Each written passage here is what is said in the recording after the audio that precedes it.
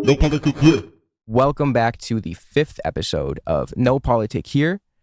I am here with my co-host Chris Kunzler, and we are lucky enough to be in the presence of the incredibly talented and wonderful Taylor Lorenz. How are you doing today?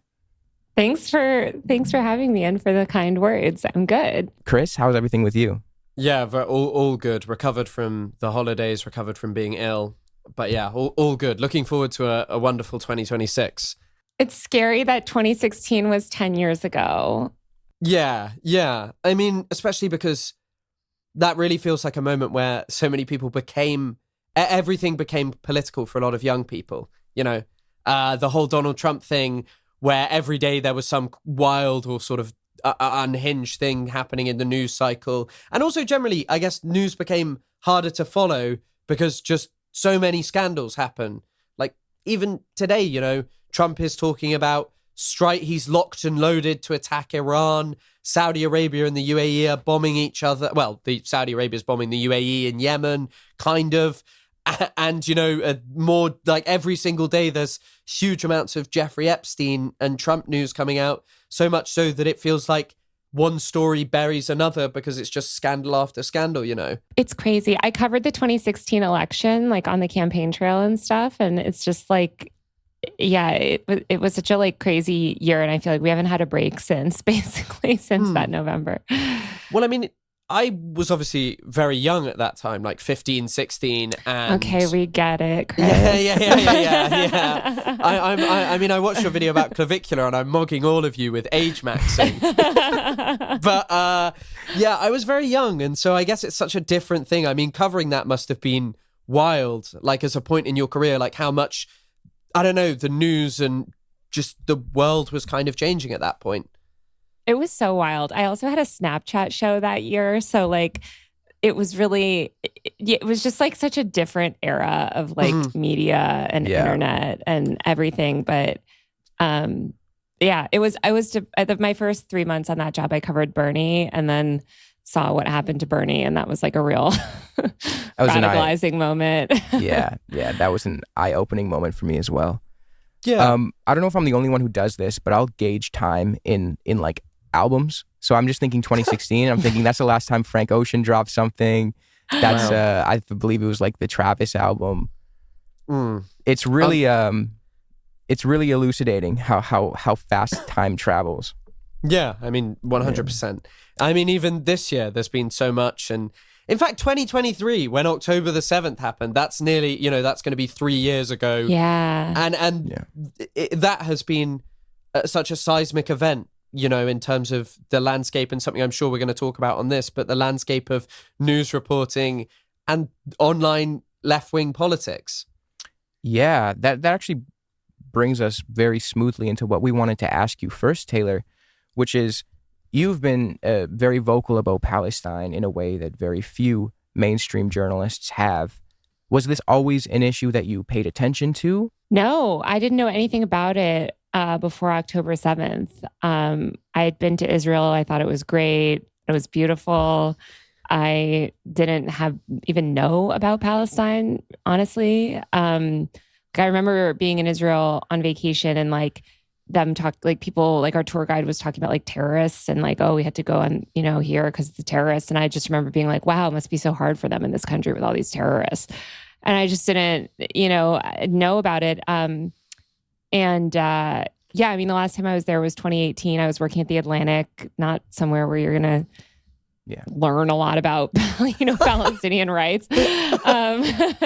So yeah, it wasn't until October the 7th I worked at the Washington Post. And right after it happened, I had to write, I did so many versions of this story over the years, but it was like, you know, young people are learning about XYZ event on TikTok or whatever. And it was, and I had written that exact story about Ukraine, literally like almost word for word. It was like, young people are learning about the Ukraine war on TikTok.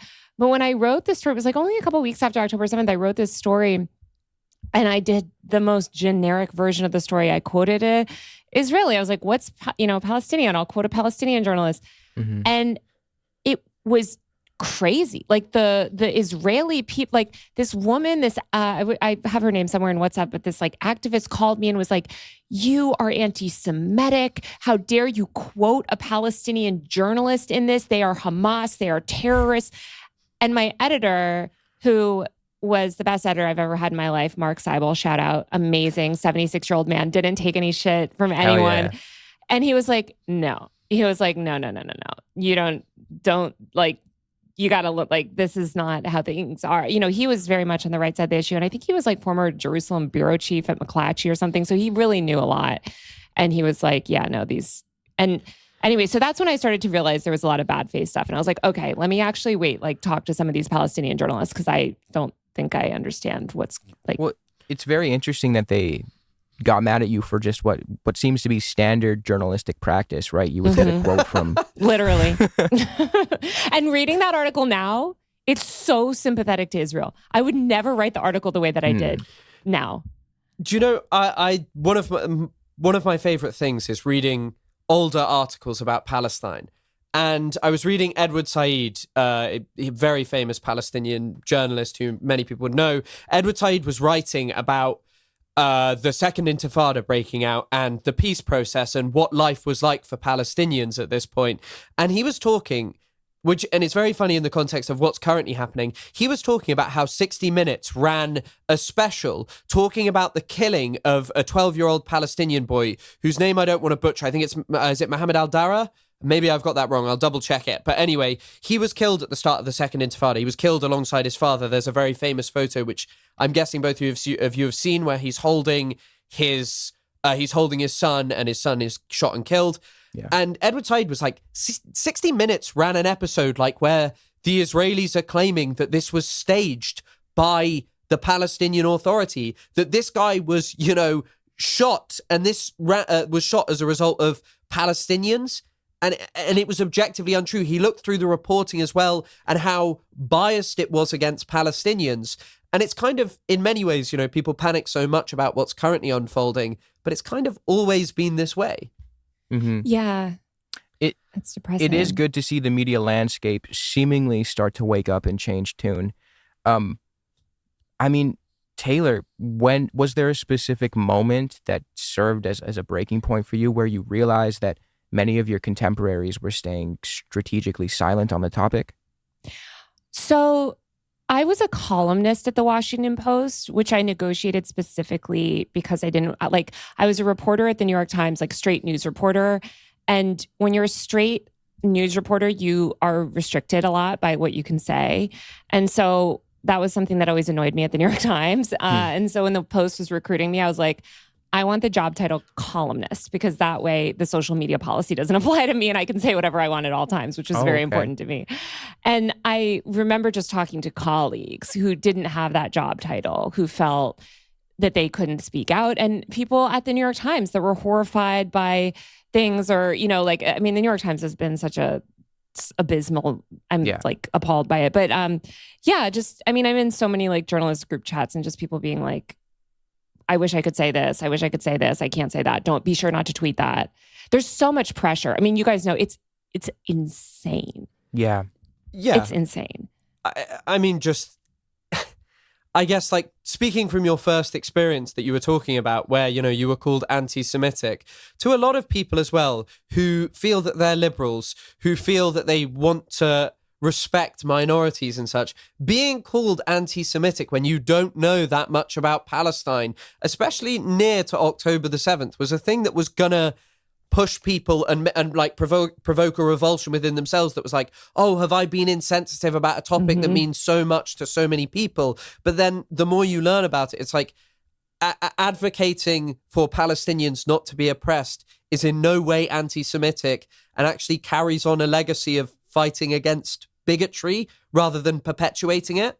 Well, I've written so many articles over the years. I mean, I covered like the Christchurch or the synagogue shooting in Pennsylvania. I've written so much about anti-Semitism and dealt with the ADL and always cared so much about it. I took in college, like for all my history classes, like the history of the Holocaust, World War II, like all of this stuff. It was something that I always like cared so much about. And so when they were saying that, I remember just being like, okay, how? Like, how is this story ending? This is basic journalism. And by the way, this is almost the exact same article I've written about a million other things. And the woman at the time who I was speaking to started to go all these things. And she said that her friend witnessed, the beheaded babies, and that she witnessed a Palestinian cut a baby out of a woman's womb. Mm-hmm. And I was like, that's crazy. Where do you have any evidence of any of this? And it was very clear that they didn't. And the one thing I had, I mean, not one thing, but something I did care a lot about when I was younger was the Iraq War, because I'm an old ass millennial that was in high school and college in the 2000s. And that, I'm sure you remember, but like there was so much misinformation and lies. And I remember actually back to the Gulf War when there was that girl that like that girl that testified all that bullshit about the incubators and stuff. And like, that was always sort of taught in college, even by my professors, as this lesson of like media literacy, and like the media will lie and, or get things wrong or mislead to manufacture consent. And so that's when I was just like, oh, that's what's happening here. And actually everything that, like, I actually can't trust these people at all. And I should treat them as like basically an unreliable source. Mm-hmm. Yeah. I mean, it's even looking today, because I mean, I don't know if either of you have seen it, but there's huge protests right now in Iran. And just hearing Trump come out and say, oh, if you touch protesters to the Iranians, which no doubt they'll do, like no sympathy towards them, quite likely that they probably will and allegedly already have killed protesters. It's not something that's out of the realms of possibility. But simultaneously, Trump refers to Sisi, Abdel Fattah el-Sisi, the leader of Egypt, as his favorite dictator. He has no problem with the mass killing of protesters, and neither really did Biden or Obama. John Kerry, Obama's Secretary of State, actually praised Sisi for restoring democracy in Egypt in 2013 after leading a coup. And then 2 weeks later, he massacred 1,000 people in a singular day, including a Sky News cameraman. And it's kind of this thing of like with Saddam Hussein, with all of this stuff, and how a lot of the Palestine stuff is framed. We do not care about authoritarianism. We do not care about dictatorships. We do not care about bloody uprisings that are met with bloody violence, unless it is someone who is not our ally. And in the context of Saddam Hussein, then he was no longer a useful ally. He'd taken Kuwait, and it was, seen as an illegal, belligerent occupation, which obviously is something that Israel does and gets away with. But of course, Saddam wasn't to do that because it was bad for our interest there. You know what's so crazy, Chris? I was told in a meeting one time, this is after October 7th, that Israel is our ally. And I was like, I don't give a shit. It's not my ally. Also, do we report differently on our allies? Like, are we not journalists? Like, are we not supposed to challenge the government? Like, I don't, this is supposed to be a news organization. But of course, now I know so much more about. Yeah, but even in the context of like somewhere like Ukraine, where, there's much more justification to refer to it as an ally, in that it's been illegally invaded. But simultaneously, you still see mainstream reporting that talks about the corruption, like the major corruption scandals engulfing Ukraine. You can't not critique it because it's our ally. That doesn't, and obviously it's funny coming at this from and talking to you, and it's hopefully something we'll get through in the episode a lot. It's weird talking to someone who's an actual journalist, because I kind of feel sometimes like a quasi-journalist, like, especially with TikTok, you're trying to get stories from, and I know how this works in like smaller organizations because I interned for a short period with Middle East Eye. And a lot of it is just like going through social media, seeing what the narratives are, and not just publishing anything you find in social media. But, on TikTok, you have this power to influence and you can speak your mind because there's no one above you. But in the context of just, I cannot imagine personally dealing with being told, oh, no, you're not allowed to talk about this because someone is your ally. I just think there's so much, the mainstream media is so top heavy and it's so difficult. And I think I had this amazing editor, Mark Seibel, like I said, best editor ever. And as long as he was at the Washington Post, I felt so protected because he was this old ass guy that would be like, fuck you, we're doing what we want. And he cared about challenging power. Mm-hmm. He retired the last, what was that? Not this, well, now we're 2026, but 2024 summer. And it was the week that he retired is when they fired our first female editor-in-chief, replaced all of those other people. It was when all the Bezos, they started replacing all the people. And it's just depressing to see kind of like the boot come down from power on these news organizations and them essentially just fall in line. Do you think that that's like a permanent, perpetual problem? Because one of the things we were going to ask you about is, why do you think pro-Israel narratives have remained so dominant in mainstream media, despite popular sentiment clearly changing, even amongst right-wingers? And not all of those a lot of those changes are pretty worrying and horrifying in the context of the rise of like Fuentes and stuff. But yeah, do you think that this is like always a permanent thing because of the, as you described it, kind of like top-heavy nature of these organizations?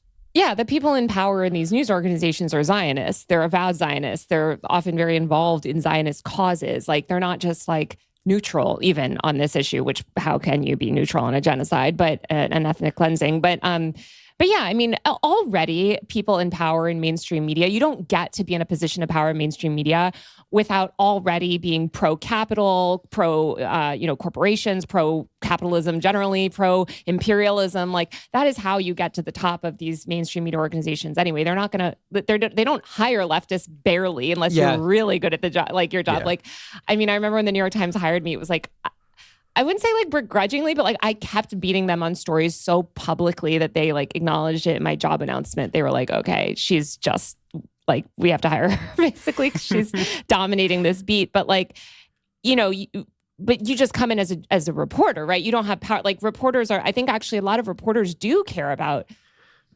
Palestine. It's just that the people above them, there's no way for them to ever.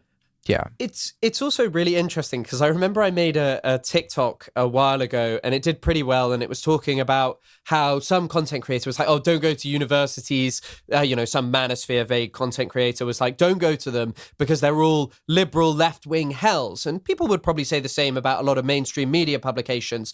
But in the context of how a university actually operates. I can't remember where I read this from, but how it operates is if you stick your head up and get, especially this is a big thing in the UK, is like union organizing because of the poor treatment of academics generally, how they're overworked. They're not really, like, they're paid a good salary, but it's not really enough, and they're like, it's just not a good situation. And it's especially bad for young PhD students who, dedicate themselves to something very specific, and then they might not find a job. What you tend to find is that the highest people in most departments are actually right-wingers who are kind of reactionary. Like the guy who's one of the most senior, a lot of senior positions at the university I went to, in spite of a lower academic professor base and a few like more senior ones who are pro-union, who are pro academic rights and are very left-wing in their politics. Generally, the people in the highest positions tend to be those who do not lift their head up, whose research is pretty standard and not really divergent in any capacity, doesn't challenge power. And it's not to say it's all terrible, it's just a bit more bog standard than some of the others. And I feel like it's kind of a problem within these institutions too. If you're like a young, journalist challenging things, it's going to be hard to move anywhere. Which is, I just have to say, that's why social media is so powerful. Like, I started independent and I started as a blogger, again, aging myself. We didn't have TikTok. But you have to build your audience online to the point that they can't ignore you. And that's how I'm in mainstream media, is because I just I knew that I wasn't the type of person that they would hire. And I just made myself big enough so that they can't ignore you. And you can do the work that you want to do. But there is this that's why they're so hostile, and also why they're trying to regulate, these platforms into oblivion. It's like, and why they banned TikTok and forced this bullshit sale to major Zionists. It's like, they want to control the narratives. One of the things that I really respect you for is that you're uncompromising on your principles. And that's obviously illustrated in, I don't know if you want to go into it, but the story of when you were working at Washington Post and I believe you called Joe Biden a war criminal. I called him a war criminal, by the way, so many times. Yeah. Over multiple years. I don't know why. Like, I guess because that one I posted a selfie with it. Right. But it was like so weird because I was like, do you like follow me on the internet? Like, I hate this man. Right. Yeah. So, could you fill us in on like maybe the blowback of such an action and how maybe we can convince other principled journalists to take similar stands despite the infrastructure of the mainstream establishment media that they may be operating under? I think it's just like, it's so interesting because you can, when sort of this, I wouldn't even say mainstream media, because it's more like the right-wing media apparatus like decides to kind of come for you for some reason. They just manufacture controversy. So again, you can call Joe Biden a war criminal publicly for like 2.5 years. And by the way, every US president is a war criminal. Like, let's be real. And that's not a thing. But then, but now, here we've decided, like, basically, like, now we see an opportunity. Maybe we see that now Bezos is in charge. We see these shifts in, happening. There's some window of opportunity. Now we're going to make a scandal out of it. Now we're going to cause controversy. Now we're going to, like, and Fox News and New York Post start like writing all these articles and stuff. But it's just like, guys, he is a war criminal. I don't know what to tell you. Absolutely, he is. And by the way, like, there's that's just. What is there to dispute, and why is that controversial to say, by the way? Like, exactly. I actually feel like today, it's funny, that was only that was like sort of, I think it was like August 2024, but even today, I think it's like less controversial, like, because the genocide is just so, how can you ignore it? I think people like you who are, for lack of a better term, iconoclastic, that's a good thing. I'm iconoclastic as well. I think people like you actually help us to expand the permission structure to the point where we feel comfortable saying, Joe Biden, he's a war criminal. Jimmy Carter, the guy who's often portrayed as Jesus Christ reincarnate, war criminal. He was supplying the Indonesian regime with arms as they were committing genocide in East Timor. These are things that I think it takes principled journalists to bring to the surface. And, people pay prices for it. There are consequences for that sometimes, but you have took those, I don't know, consequences or blowback, and you've turned it into creating your own outlet, which is User Mag, right? Is that the sequence of events? I mean, that wasn't the sequence of events in the sense that, like, that was over the summer, and then, like, several months later, I decided to, like, leave and start my own publication. Okay, and go independent. Yeah, but I mean, I had said that my editor left that June, and that's when I started soft launching my, like, publication, because I was like, okay, my editor is gone. That's the main reason I'm here. Also, there's, like, all these weird changes. Also, I don't want to stay in mainstream media. Like, it just increasingly was feeling like not what I wanted to do. Like, I just like to be online a lot more, like making content in video. I feel like one thing that was frustrating in mainstream media is like you spend so long writing these articles that just get paywalled, and the only people that read your work are like 65-year-old, random like old people, and like it you can have a lot more impact online. And like when my editor retired, he really affected my life so much. He was just the most amazing man, and like I just remember being like, okay, what, like, his career path is no longer, that doesn't exist for journalists today. So like, who are the people I look up to? And like, all the people I look up to are people on the internet. And so I sort of like soft launched my newsletter, and then I waited. I had this like long 3-week vacation plan for September. So I was like, all right, I can't quit before I take my like final paid holiday. And I went independent. But yeah, I mean, I will say, like, especially when Mark was there, my editor, like, I never felt censored in terms of what I could say. I think that was always great. I think the pushback is the censorship that happened for like, or it's like, you don't get it from me. I didn't personally get it. I know other people have had other from like, my employer telling me, whatever. But it was more like, okay, now you're branded controversial because of Fox News. When I launched my own independent thing, it was very clear quickly that I couldn't get advertising partners because I get brigaded, and they, Stop Anti-Semitism is going to attack everyone that I work with. And like, that's the real like sort of mechanisms of censorship, I think. The first ever video I made on TikTok was, I said like, oh, cancel culture is real. But and this was in 2023, but I was like, it exists much more in the context of something like Palestine, where if you speak out against Palestine, it will be a blot and a marker on your career. And I think, like, obviously I couldn't have that. I mean, it was in 2023, and there were a lot of things happening in 2023 in relation to Palestine, but I could never have imagined that October the 7th would have happened, and then all of a sudden so many eyes would be on Palestine. But at that point, it was kind of like, I'd been researching and reading about it for a very long time. And I knew of all of these people who dedicated their lives to doing like really important work and advocacy around an issue that, you know, in any other context where you even look at like these sort of liberal-ish democratic struggles that people attach themselves to and love unequivocally in Western society. In Palestine, no one wanted anything to do with it, largely because of the dominance of pro-Israel narratives and the way in which, for me, I especially felt this, a lot of stuff related to Palestine was locked in textbooks and, you know, literature that most people wouldn't read, that they would not even know existed. And I think one of the great things about having access to TikTok, and what I kind of wanted to start my platform for, was like, hey, actually, I think more people should know about this, that we should be talking and having conversations about the history of Palestine, because this is a very open-ended struggle, and a struggle that I think is kind of liberatory in many ways, because it also pushes people to kind of change their politics generally. Like, that's what I find from a lot of people I speak to around this. Do you think that your politics have changed at all because of Palestine? Or Yeah, definitely.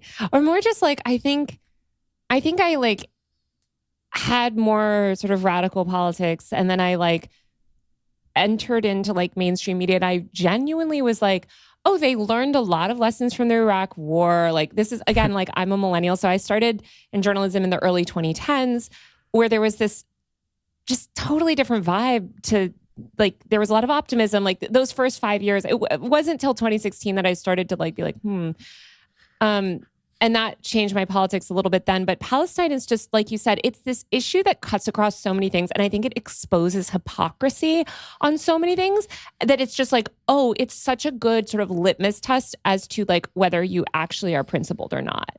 Yeah. And so that's just, I think it just affected me in that way. And seeing what has been done to journalists, not just the journalists that Israel has slaughtered, but the way that censorship has affected people. I mean, I know so many people that have lost jobs, lost career opportunities. And again, that's why I am so focused on building a career, which I have always respected, or not respected, but right-wing influencers have always done that. And so when I went to sort of launch my career, I wanted to be like, sort of do what they had done, because they had been able to, and of course they're propped up by billions of dollars in Koch funding or whatever, but like just this idea of like being able to speak your own mind and not have some boss come down and like get you kicked off. Exactly. To circle back to what you were saying about how the real form of censorship actually comes from or one of the main forms is through the harassment that you get by way of speaking about the things that you deem important. Maybe they're unpopular, whatever. That actually kind of segues us into what we wanted to talk about next with you, which was how you kind of weather this storm. How do you differentiate? Because again, you are a successful journalist. You challenge the establishment that inevitably brings harassment. How could you distinguish between just regular internet vitriol and the more coordinated, sinister efforts to silence journalists? Yeah. So, well, I think for people that don't know my work as well, maybe like I built my career, and I wrote my book, which is somewhere behind me, on the rise of the content creator industry. So I got into media because I blew up on Tumblr, and then again, so millennial, and that was like the equivalent of blowing up on TikTok, you know, for the Zoomers. But I got popular, I got this audience, and I saw the way the mainstream media was covering other early YouTubers and other people that were building audiences online. It was really condescending, it was really hostile, and I was like, no, I'm gonna report on this industry and report on the rise of the attention economy, basically in a way that doesn't feed all these tropes, and like that is about like, this is a challenge to establishment power and all this stuff. And so, oh my God, I totally forgot what I was saying. What was the question? How do you distinguish between regular internet vitriol? Okay. Yes. So let me just be clear. So everyone that I've always reported on, pretty much since I started, has an audience that they can speak back to me. So like, I mean, even in the early 2010s when I was writing about like Vine and Jake Paul, or, you know, like just that era, like the Jake Paulers, I always say this too, because I've written a lot about Jake Paul, his sexual assault allegations, all that. Like they were like the first to dox my parents way before that, even before that, I wrote about YouTube channels. I wrote about Gamergate in 2013, 2014. So like, I am so by the time that these like Israel people came, I'm like, oh, this is just like, I've been through this cycle so many times. It literally doesn't affect me. And my parents don't care, by the way. You've swatted them all, many times. They literally don't care. So good luck. What are you going to do? And, and been there, also, done that. Yeah, and I was physically assaulted on the job at Charlottesville too. Like the only time and so I'm just kind of like, what are you going to do? You dox me for the millionth time? Like, they don't ever, like, the real harm is the deplatforming and the harassing of my brand partners, that's the toll that it takes. It's not the like oh, you said, mean things about me or whatever. It's like that stuff, as you know, you can't do anything. And who cares, right? It's TikTok. It's, Well, my modus operandi when it comes to that stuff is I'm not going to take it easy on my political opponents, and I don't expect them to take it easy on me. Yeah. Yeah. I think it's definitely interesting to hear what you're saying about this, because when I was at university last year, Ilan Pape obviously is a lot older than like most academics and stuff, and has really experienced a huge amount of backlash. In fact, he was cancelled in Israel and lost his job at the University of Haifa. And I think it's to do with, like, he gave support to a PhD to do with the film Tantura, which is like a documentary about, actually a PhD about a massacre, a massacre committed by Israeli soldiers. And anyway, there was this whole thing of like a right-wing outlet in the UK called the Jewish Chronicle, which is actually the oldest Jewish newspaper in the United Kingdom, but has now turned into a complete and utter rag that is pointless and useless. It wrote an article that was pretty worrying, and even for, like, it didn't mention me, but it did mention specifically a lot of my colleagues and fellow students who were on visas, who were not from the UK, but were PhD students. It mentioned someone from Gaza and comments they'd made, and people were really worried and incensed. And yet Ilan was just sat there. He was like, when you do this stuff, you're going to get blowback and pushback like this. I'm here. I will do everything in my power to protect you from the university, from anything. You are not going to experience, like, you will not be, because of what we can offer you, you will not be in that much trouble directly. And it was kind of like very interesting to hear someone speak with so much clarity, because even then I was like, no, you're wrong. This is bad. Like, this is bad for a lot of people here.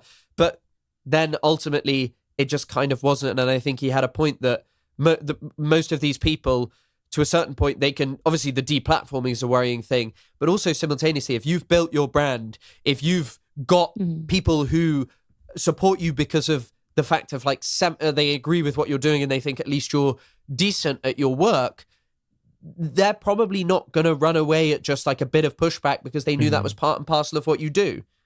Yeah, ironically, I was talking to Kyle from the Nelk Boys. This was like, I was profiling them, and I was talking to their manager and stuff, and I was spending a lot of time with them down in Irvine. And this is before they went on their political bent. But I was talking to him about kind of like the demonetization system on YouTube, and they had been demonetized since the beginning, essentially. And he and John Shahidi, who went to go ultimately run sort of Trump's influencer strategy stuff a lot, were saying, like, we always knew that we would have hostility from the liberal media and from platforms, and because they were doing really dangerous, stupid prank stuff at the time, right? And they were like, we saw what happened to the previous generation of prank YouTubers, and we want to build this platform that's impenetrable, where YouTube can never monetize us, and that will never affect our income. We will always be self-sufficient. And I thought of that so much, because I think that's the best strategy, like, is you have to be self-sufficient. You can't ever rely on these other, because like you're saying, Chris, it's so rare to have anybody in position of power that would stand up. Like, these mainstream media companies cave, every institution caves. I mean, this is just the legacy of Gamergate type stuff. I mean, even with it's interesting, and I wanted to talk about this later, but like over the last year, I've realized it's implausible to work on TikTok because of the monetary aspect, which is a bit of a grotesque thing to talk about when you make political content, because obviously most people, you don't want to like sort of flaunt that you're making huge amounts of money or anything. But I would hear other people who make much more benign content than myself, but also some people who make right-wing manosphere, kind of like misogynistic content, and they would brag about the money they were making. And I was like, no way is that true, because I don't get paid like anything for this. And like very quickly, I realized at least YouTube is somewhat more stable. TikTok is almost an impossible platform to use. And I think that there are some issues for anyone to do with certain months, TikTok just messing around with the monetization. And you actually, I don't know if you're familiar with this, but there's no real support structure with TikTok. It's just an AI. Oh, yeah. It's just AI, and which is bizarre. But I think even that, as like using TikTok as a platform where you're trying to build a career and stuff, a platform where I have, 400,000 followers, my videos would regularly do worse than Instagram, where I had 100,000. I was basically receiving almost no payment. Like some videos will do hundreds of thousands of views and they'll earn, less than $100, in fact, less than $50 sometimes. And so it's really interesting of like how even, TikTok as a political content, as trying to be like a left-wing political content creator, it's almost impossible on there to do that now. And I kind of think about, all of the people, someone who's just started on there who's doing very well was like asking me questions. And the advice I gave to him was like, use the platform, but don't try and pin a career on it because it's terrible for that. Yeah, I view these platforms as sort of just distribution and promo. Like YouTube is a stable platform to monetize on because of the AdSense. Shorts is not. Like Shorts is just basically promo for long form, which is the only real monetization, in my opinion, that matters.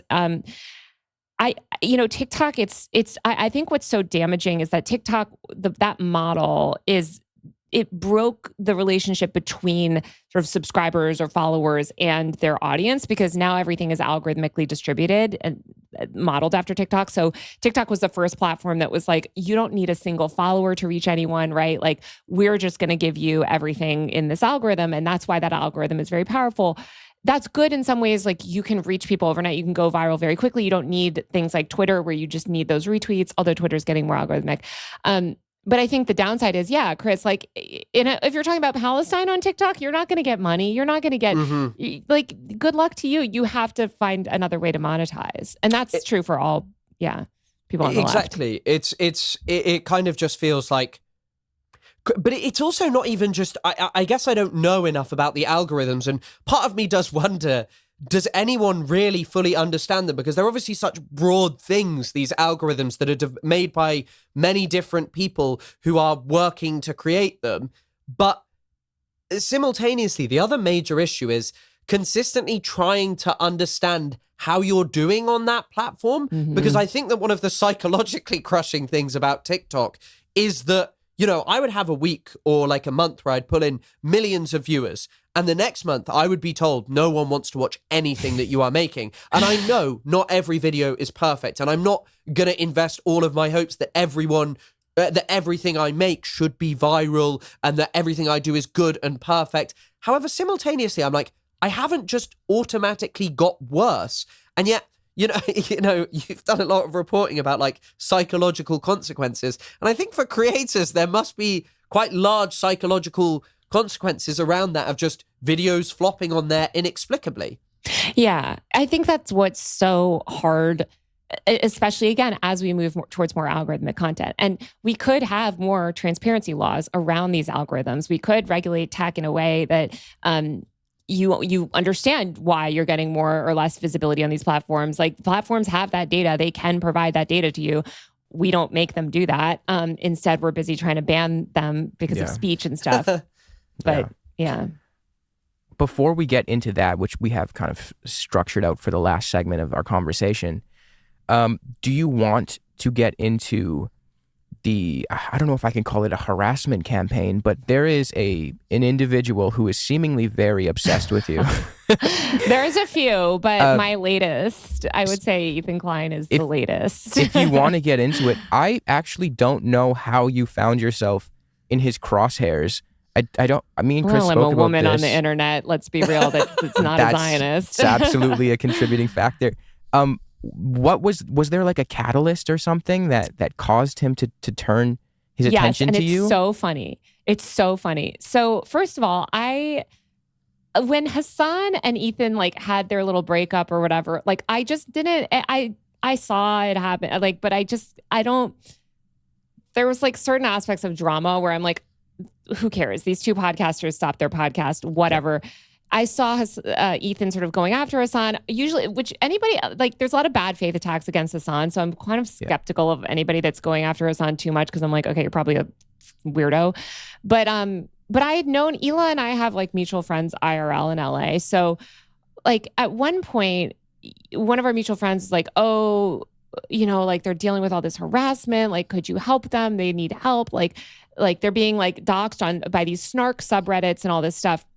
I've reported so much on snark subreddit specifically, and written a lot about like these legal questions, and spoke to the former head of creators at Reddit about all this stuff. So I've like written a lot about snark subreddit. So I was like, oh, that's interesting. Because they were saying at that point they might want to do this like legal case. And I've written again about other mostly female, like snark subreddits are mostly an issue for like female lifestyle influencers. So that's where, because it all comes from these women-driven mommy blogger communities like Get Off My Internet and other like forums from the 2000s that were originally there to attack progressive mommy bloggers. And so it sort of just all like has evolved in these weird ways. But anyway, so I reached out to Reddit. I was like, hey, like let me like report this out a little bit and see what's going on. I talked to Reddit a few times about this, and basically Reddit was like, no, not only are they not they're doing the harassment basically off the record.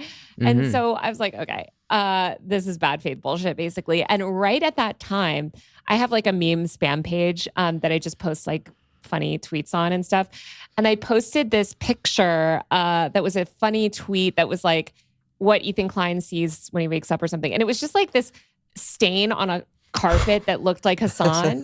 I saw that. That was really funny. And that, even though I had just spent months helping these, and I've never said anything bad about Ethan. Ethan, again, like Ethan had me on the H3H3 podcast. Like same with Kat Tenbarge. He used to like praise all of it. Like he'll, you know, because I've reported a lot on bad influencers that he doesn't like, Keemstar, Jake Paul, etc. Yeah, that was enough. That one meme. I think he just took it, and then he sort of started. I think once I started to be more outspoken, this is all like about Palestine too. Like that really, he just was like, okay, let me go ballistic on her. Yeah. And he's a hateful, misogynistic psychopath. I mean, I am in awe of it all, really.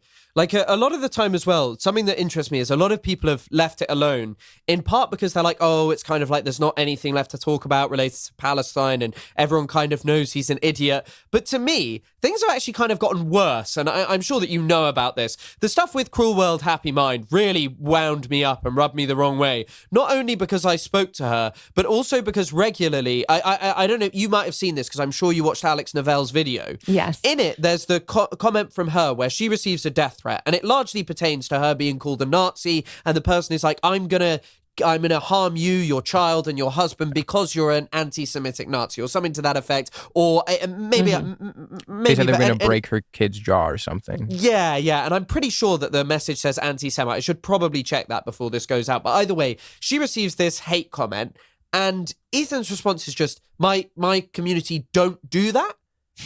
Which is like, no, dude, that's what your whole fucking community is about. That's literally what your community does. But I also think, speaking to anyone on any level where, you know, they have probably received like even people I don't like that I've had friction with, if they received a message like that from someone who was potentially my fan, I'd say, hey, I don't think this person is like a genuine fan because I feel like a leftist, but I apologize for that happening. That is not something that I'd associate with, and I'm sorry that you went through that. Saying it's probably a snarker who did this, my community don't do that, to me is like genuinely deranged. Like I don't. The word snarker, he doesn't understand. Like what is that? He doesn't. He's like some boomer that like doesn't really understand the word. And it's so funny too because it is a word from women's lifestyle influencer communities that he has sort of like taken, and like it sort of just means whatever he wants it to mean in the moment. Yeah. He has cultivated a fandom of rabid pro-Israel, vile people and he's a professional victim. This is a man who makes millions and millions and millions of dollars a year, one of the richest people on YouTube. You know, his podcast is consistently ranked among the top 20, top 10 on YouTube. He is making obscene amounts of money. He lives in a $10 million mansion in a gated community.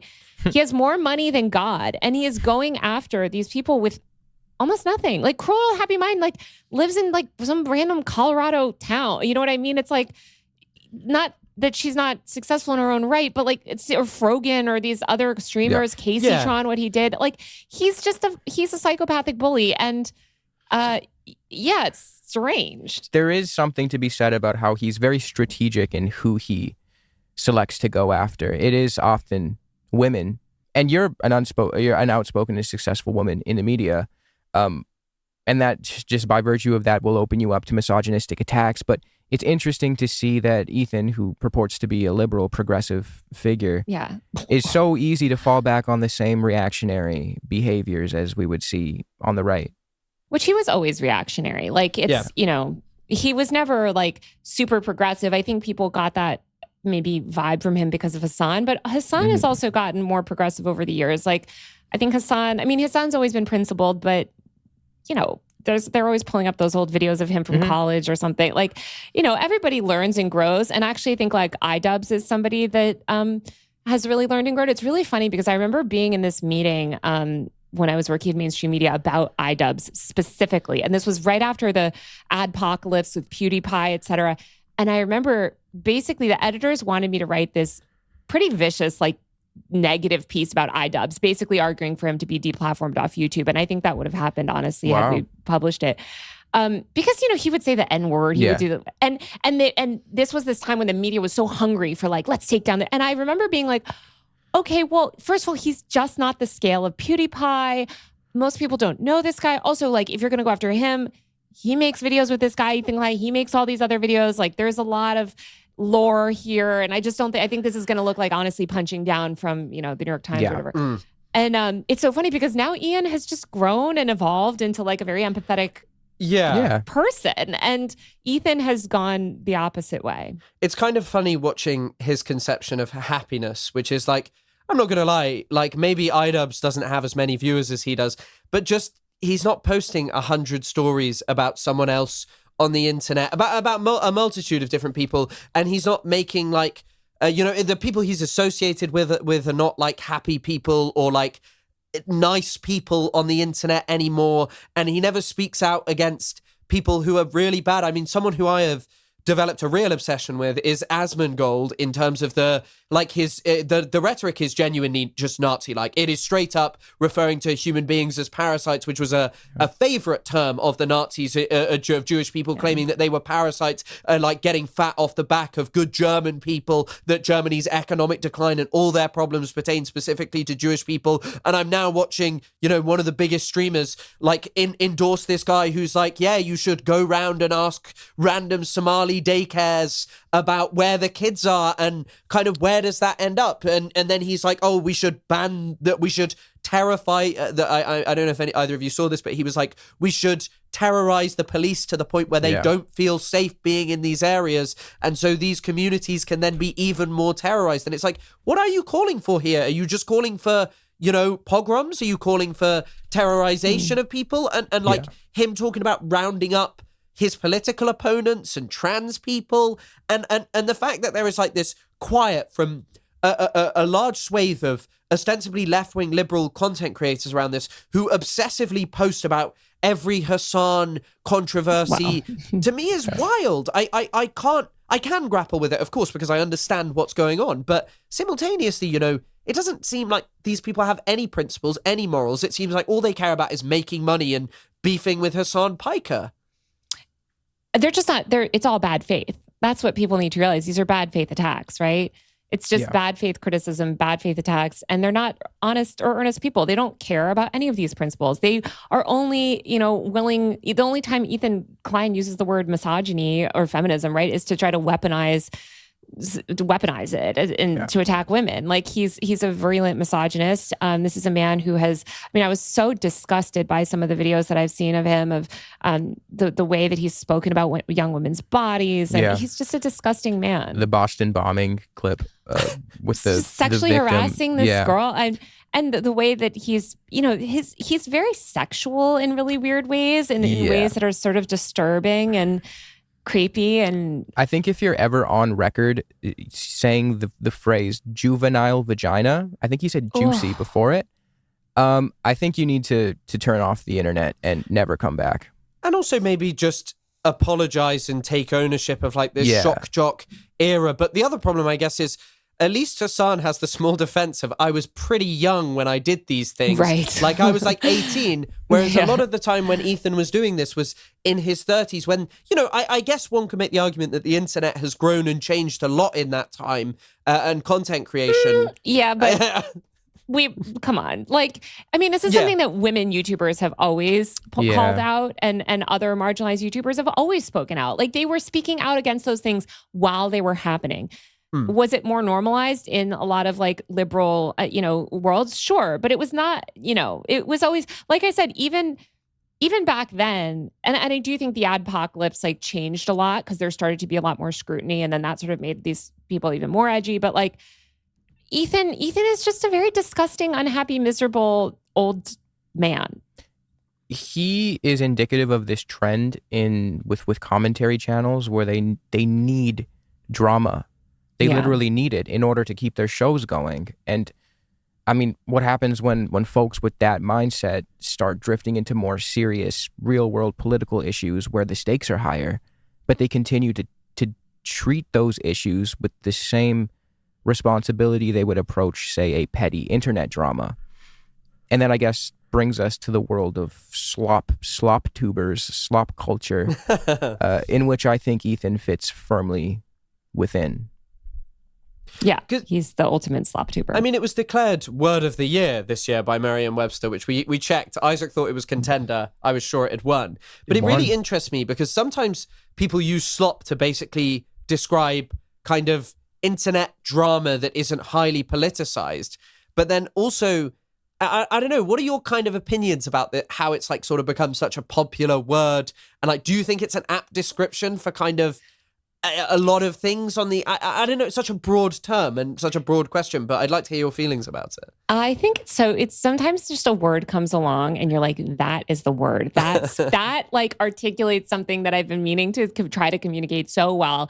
And I think slop is just a word that came at the right time. We're sort of repurposed at the right time where people were like, oh, this speaks to this sort of degradation of the internet, of quality of content, and this, I don't even know what to call it other than slop. And like the slop tubers, it's like once you see it too, and you see it articulated that way, it just becomes easier to identify, which I think is really a positive thing. I think the problem, I would say even just like a few years ago, is that people like Ethan were taken as good faith actors. And I think now just more and more people are recognizing that they're not, and these are unserious people. And, a lot of the stuff pertaining to like how Ethan and people around him, or why I kind of viewed them as a leftist, wasn't just Hassan. It is that around 2021 was actually when I started watching Hassan and when I rewatched Ethan, from when I wasn't like I was much more like politically formed through Leftovers. But one of the things that was like pretty notable is the reason he kind of felt like a leftist is it was just kind of attacking worse faith right-wingers who were like such brazen misogynists in a way that almost, I mean, they definitely always existed. Like Andrew Tate didn't come out of nowhere, but someone like Andrew Tate was very easy for like a liberal or someone who never really had any serious political thought to deal with, because it's just like, yes, it is objectively wrong to engage in sex trafficking and, violence against women. It doesn't take a genius, or it doesn't really take a serious examination of your politics to think about why that's bad, I think, something that's so interesting that I've dealt with too is that like, when you attack these figures on the right, I think people make a lot of assumptions about you. And I feel that way too. I felt like that with Ethan. Broadly, I would have considered him a liberal probably, because he did speak out against, sexual assault issues and with Andrew Tate and other people in the influencer community. And he cared about, when I broke the story of the labor sort of violations with Mr. Beast, like he was interested in that. And so like he seemed to be on this side of things.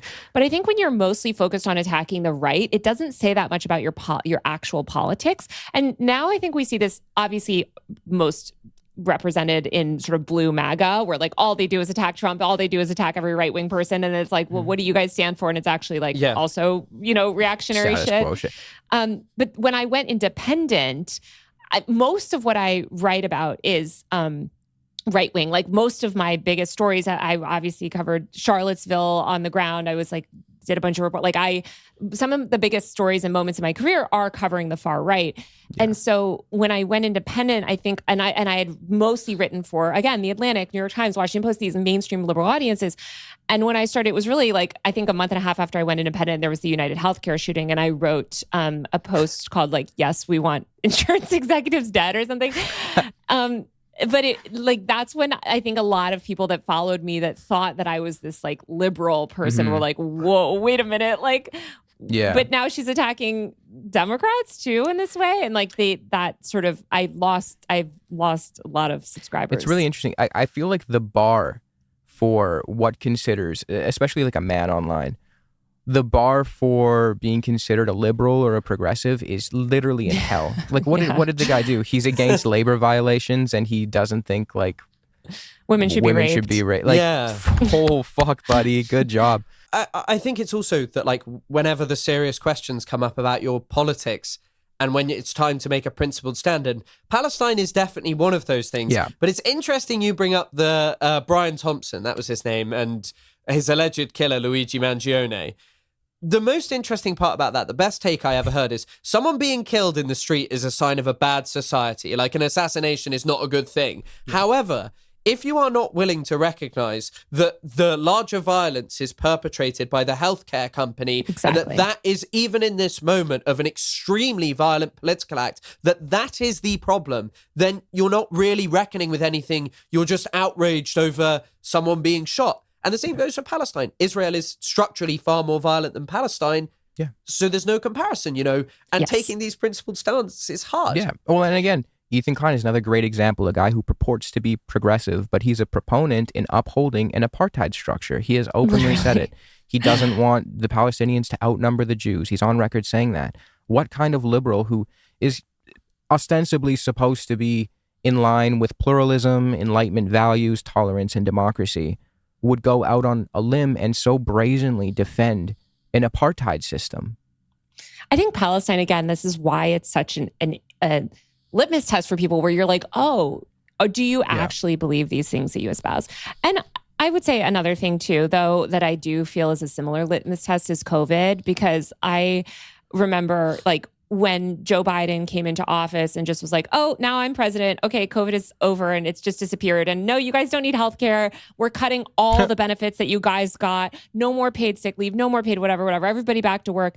And so many liberals buying into that. And so many of them just ripping off their masks and being like, okay, I guess it's only affecting poor brown people, or, it's only mainly disabling, my Uber Eats driver. I don't really care about it anymore. That also was such a radicalizing moment for me too, because I was like, whoa, wait a minute, what? I thought, don't we want healthcare? Don't we want to protect people that are sick? And so I think these little things kind of come up, or not little things. I think major moments like that come up, but I think Palestine is so black and white because it's you are watching a live stream genocide. Mm-hmm. Maybe you can write off the fact that maybe you can go infect and kill, all your neighbors with COVID and tell yourself you're not guilty, whatever. How can you watch a live stream genocide for years and still support the genociders? How can you support apartheid in 2026? That's crazy. When it comes specifically to Ethan and his cohort, there is a thing that this is speculation on my part, but I believe that when it comes to identifying the structure in Israel, one of ethno-supremacy and racial domination, it's okay because the group who is on the receiving end of said oppression is not Jewish. And I think at the end of the day, for someone like Ethan or someone like part of his cohort, I had a little bit of a spat with Harley Morenstein. I believe that those folks are okay with these structures of oppression as long as Jews are not on the receiving end. And they're Jewish supremacists, ultimately. Exactly. I don't think, you, Chris, I believe we identify that structure and don't want anyone to be on the receiving end. We want to dismantle the structure. But again, someone like Ethan is not entirely interested in doing so, and he's made that abundantly clear. It's crazy to me how dangerous it is, how quickly it snowballs from sort of going, oh, I'm not a Zionist with a platform, to then just promoting some of the people he's promoted. Hen Mazeeg is just straight up insane. You've had the honor and privilege of speaking to Hen Mazeeg, right, on Piers Morgan, yeah, I think. Yeah. he's deranged and he's just a propagandist. I mean, he's just, I mean, I just don't know what to say about it other than they're promoting fascism. They're promoting ethno supremacy. Like, they're just the most bigoted, vile people. How can you even debate these people? There's no debate with them. It's just, they're what they are stand for is appalling.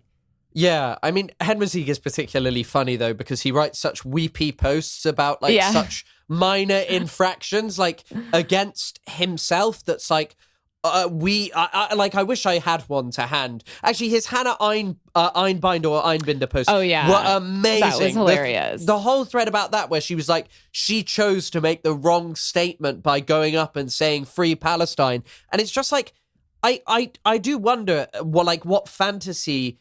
If he lives in a fantasy, if it's just a monetary thing, I don't know what it is. And I know that there are many people who are attached to abhorrent things, even with purportedly left-wing values. I mean, one thing I once read was that the first people who settled in the West Bank from America were predominantly people who opposed the Vietnam War and things like that. But yet they were happy to go over to a land, as an American Jewish person, to go over to Palestine and take land away. But where the cognitive dissonance lies, because to anyone with a phone, not only can you, and a semblance of intelligence, not only can you watch mass slaughter, not only can you see the reporting, you can also see the way in which Palestinian land is objectively being taken away from them, the way in which they live undeniably different lives, where they are surveilled in an incredibly different way. And I mean, even during the pandemic, right? Do you know that... Which we're still we are still during the pandemic, but during the early days, yeah. But at the height of the reason I say during is because at the height of the vaccines, do you know that vaccines were given to settlers, but not Palestinians? But you know what, Chris, this is also what is so interesting to me, because I noticed very quickly that the people that were principled on COVID, who I trusted, were very pro-Palestine as well, and talked about this medical apartheid and the fact that, Palestinians, not only do they not have vaccines from COVID, they don't have any sort of PPE for anything. I mean, they don't even have hospitals at this point. But and there were so many people when that there was this one girl who was, of course, slaughtered. She was a child who was going around and giving out masks and just trying to distribute masks and trying to help people. And, not only masks for sickness, but because we know so much, especially after 9/11, of what happens when you're in these destroyed buildings and stuff, and the medical issues that they're going to deal with just from living through this genocide and inhaling God knows what, on a daily basis and having no respiratory protection. It's just crazy. But you see, I mean, I think some people are principled about it and some people are not. And you see places like Israel that, we're the first to kind of get these vaccines and wouldn't give them to the Palestinians, because they don't even let the Palestinians in bomb shelters sometimes, right? It's just a very broken society. I'm really searching deep in my mind here, because one of my lecturers wrote a book about COVID-19 in Palestine. And I believe what she said, if I remember this correctly, is Area C of the West Bank, which is the largest area technically fully administered by Israel, it basically became somewhat lawless during the pandemic. Not like it's already pretty lawless. During 2020 or... during 2020, sorry. During the height of lockdowns, I mean, kind of when I say during the pandemic. During that period, I think my lecturer said that Israelis would go into Area C of the West Bank and get married, and Palestinians would do it too, because it was just a space that was almost entirely lawless, because the Palestinian Authority have no real meaningful economy. There's, of course, I don't fully know even actually fully what happened during Palestine in that period, but it would be a very interesting thing to study, because something else that I've became very interested in recently, which you might know more about, is it's referred to as the right to maim. I read an article about the Great March of Return, and I had an argument recently with a liberal content creator who was litigating the Great March of Return. But I'd read a paper about it where it talked about disabling, and I actually knew someone from Gaza who was there, and she spoke very viscerally about Israelis specifically targeting the top half of your leg, because I believe it's one of the hardest bones in your body. And if it shatters, it never really goes back together very well. And the Israelis shot people in there, and huge amounts of people were disabled.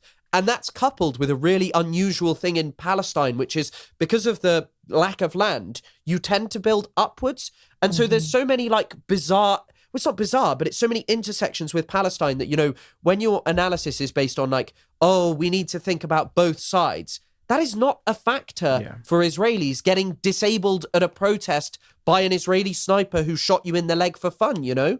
But I think that's why it really pisses me off when I see these leftists that claim to be, that they even are progressive on Palestine, but are so bad on disability justice. Because I'm assuming, but it seems Palestine has the highest level of disabled, population worldwide. They're intentionally disabled by disease. By the way, COVID and other diseases are tools of war as well.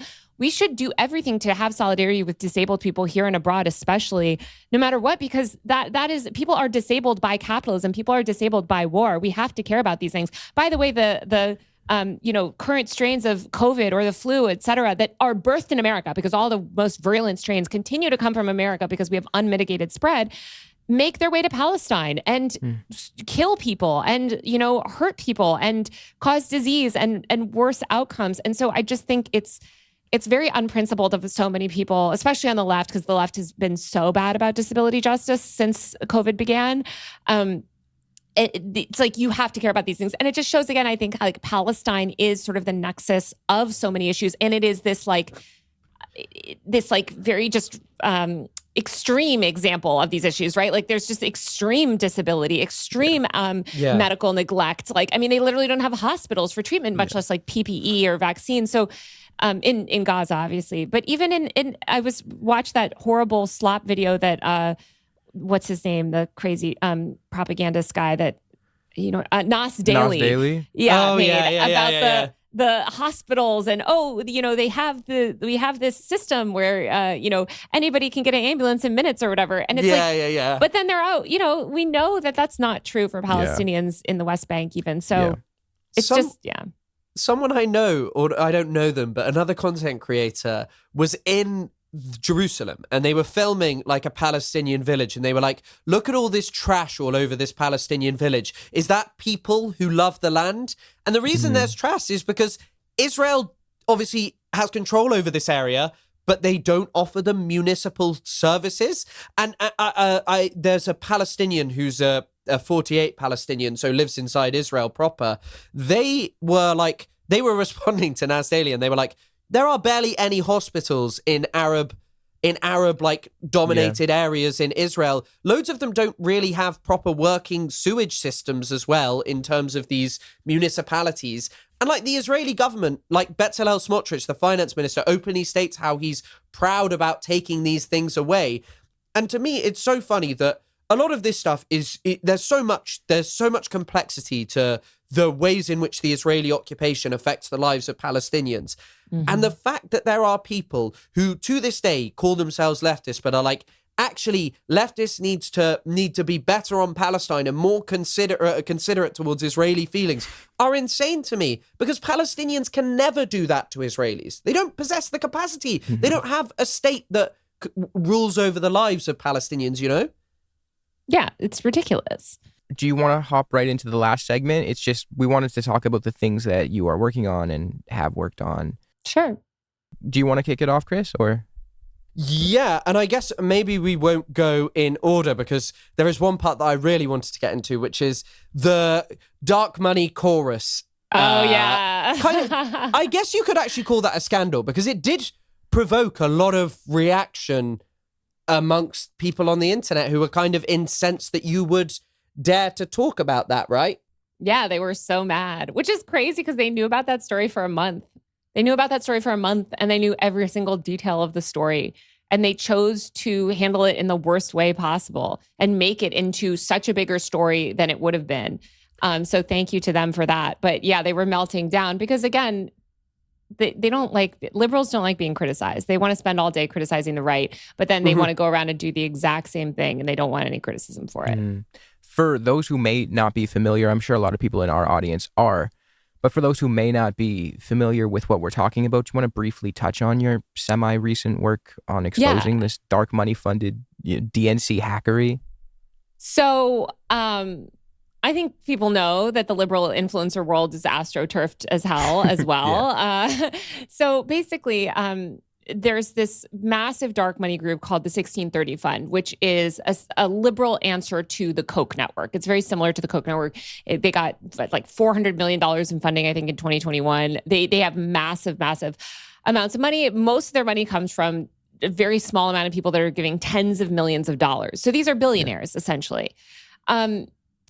Or at least 100 centimillionaires that are funding it. We don't know who they are because this is a dark money group, so they don't have to expose any of their finances. Right. They go around and they fund. They have this thing called Chorus, which in documents that we have is described as a project of the 1630 Fund, where they are funding liberal influencers. And, they're funding liberal influencers. And Chorus itself was public. So Chorus was always like, hey, we're this like liberal influencer group. And we exist essentially to mainstream Democratic Party messaging on the internet, create a left Joe Rogan, which was something they all thought that we needed. Yeah. And so, Chorus was always public. They announced themselves in the New York Times. It's Brian Tyler Cohen, a YouTuber, and a bunch of other people that started it. But what they never announced is that there was this secret dark money affiliation and scheme funding it, and that these creators were receiving up to $8,000 a month without any disclosure. As part of being in this program, they're attending daily messaging check-ins. Mm-hmm. Obviously, the point is to stay on message, by the way, although they were never given specific scripts to read. If you're not on message, you're not getting that money, right? Yeah. So, and you'll note a pretty consistent worldview among all of these content creators. And I think we know what that worldview is. So, it's just interesting to see. And I got copies of many copies of the contracts that these creators signed. And so I got last thing I'll say, for people that don't know, not only did I get 7 copies of the contracts from 7 different, I have 7 copies of the contracts from all different sort of creators on different tiers. But we have recordings of the onboarding Zoom calls, full email threads of contract negotiations, full screen recordings of group chats. We have their lawyer on the record saying that we structured this program in a way to avoid FTC regulations. We have I've never had this much documentation and backup for any story I think I've ever done in my entire career. And so I went to Wired with it because I was like, oh, I'll just do it for Wired because they've been doing some of the best reporting on Doge and other stuff and dark money generally. And they were like, great. And so we ran the story, and but before we ran the story, we went to the 1630 Fund and Chorus for comment, told them everything that was going to be in the story. I was sort of convinced that they would preempt the story. I thought they would just call up the Washington Post and be like, hey, we have this exciting new funding program that we're announcing. We'll give you access to the content creator. That's what my editor and I prepared for. But they didn't do any of that. They waited for my story. I was like, thank you for letting me break the news, I guess. And then they were going ballistic on me, being just basically lying about me, being like, she's evil. And it's I don't take dark money. I'm not funded by any secret political groups. And I disclose everything. You guys don't. That's the problem. And you're calling yourselves journalists. Wasn't there also a bit of discussion? Was it from Pacman about maybe suing? Oh, yeah. They were all we're going to sue her. We're going to sue her. There's not even a correction on that article. They couldn't even get one correction because nothing in the article is wrong. Because there seem to be some differences maybe between some of the people in that group politically, but I think the thing that I couldn't get over any of their defenses was, how are you going to messaging meetings about what you're going to post on social media and not talking about that? Obviously that was in the contracts these people had signed, but how is that not you may not be told exactly what to say. You may not be told every word that has to come out of your mouth. However, that's not normal. That's not right, and that's not standard political operation. Sorry to interrupt, but this exact argument was made when Tim Pool and Benny Johnson and all of them were accepting all this money. That the liberals were going crazy, and they're like, okay, well, yeah, Russia never told you what to say, but you understand how these programs work. Okay. So now what? You lost your mind? You don't understand how it works now that it's happening on the liberal side? What are you guys talking about? Also, we have not only that, we also have all their pitch decks where they're presenting this program, explaining this program. And it's specifically in these decks describes the program as, out there to essentially bolster Democratic establishment messaging and support. It just feels weird that would be the only thing you would ever want to do with your career. Yeah, it's a primarily white. It's almost all, the majority of these creators are white content creators. So there's no transparency around, like if you're going to do a program like this, the roster should be public. It is interesting how the majority of these content creators do seem to share the same ideology. What topics do they talk about? What topics do they not talk about? What topics do they minimize?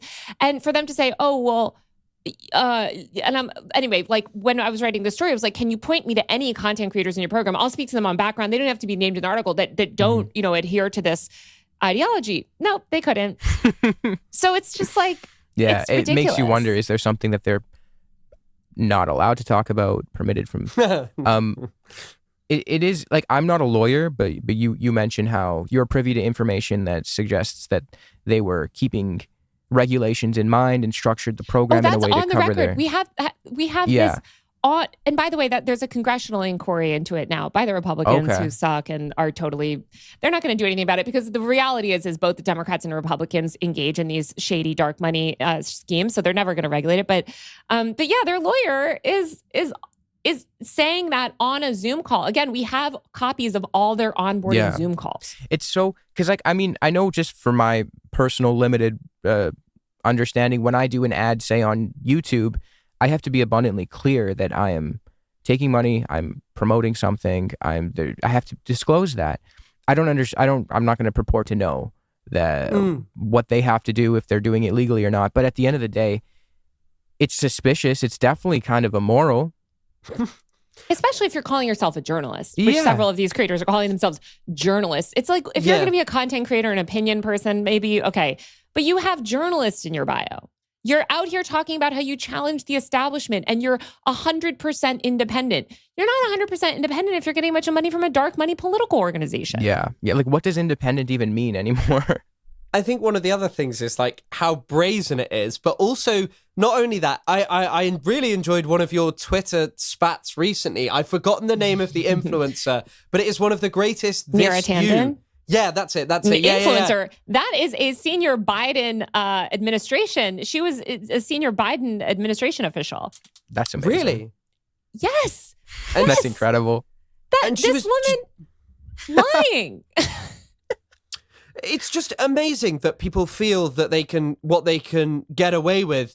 And I just think, like, I listened to someone I know who is a journalist as well. I don't know if you've ever heard of them. They now make TikToks. Their name's Jonathan Katz. Of course, I know. Yeah, Jonathan Katz. He was like talking about this and he was like, this is not normal. They're like, he was like, I can be transparent about money that I've taken. Yes. This is not normal. This is not normal that there was a clause about not disclosing and talking about the program to anyone. That feels so grotesquely inappropriate. And when there was even a small amount of defense of this, I was just like, what is the point? Just admit that this is grotesque, that this is weird, that this is inappropriate, that there are these billionaires who are kind of just like funding defenses of the Democratic Party during a time where, Well, that's what it's become. So I think it's been so interesting to watch the Democrats over the past couple of years, because they realize that they've lost the internet. They realize that basically the far right and right wing, there's right wing and left wing, right? Like that's mainstream centrist Democrats. They do have pretty strong, I would say, influence over the mainstream media. They don't have that online. So they've sort of tried to manufacture it through these like shady programs, these dark money groups, through, what Kamala Harris was doing, where she was literally revoking people's credentials if they spoke about Palestine at the DNC. Hassan Piker famously, I lost one of my credentials one day after interviewing somebody from the uncommitted movement. Like, they were doing this stuff. So that's that sort of like influence. And now they're realizing that that's not effective either, because you cannot harness the internet. Like, it's ultimately ineffective.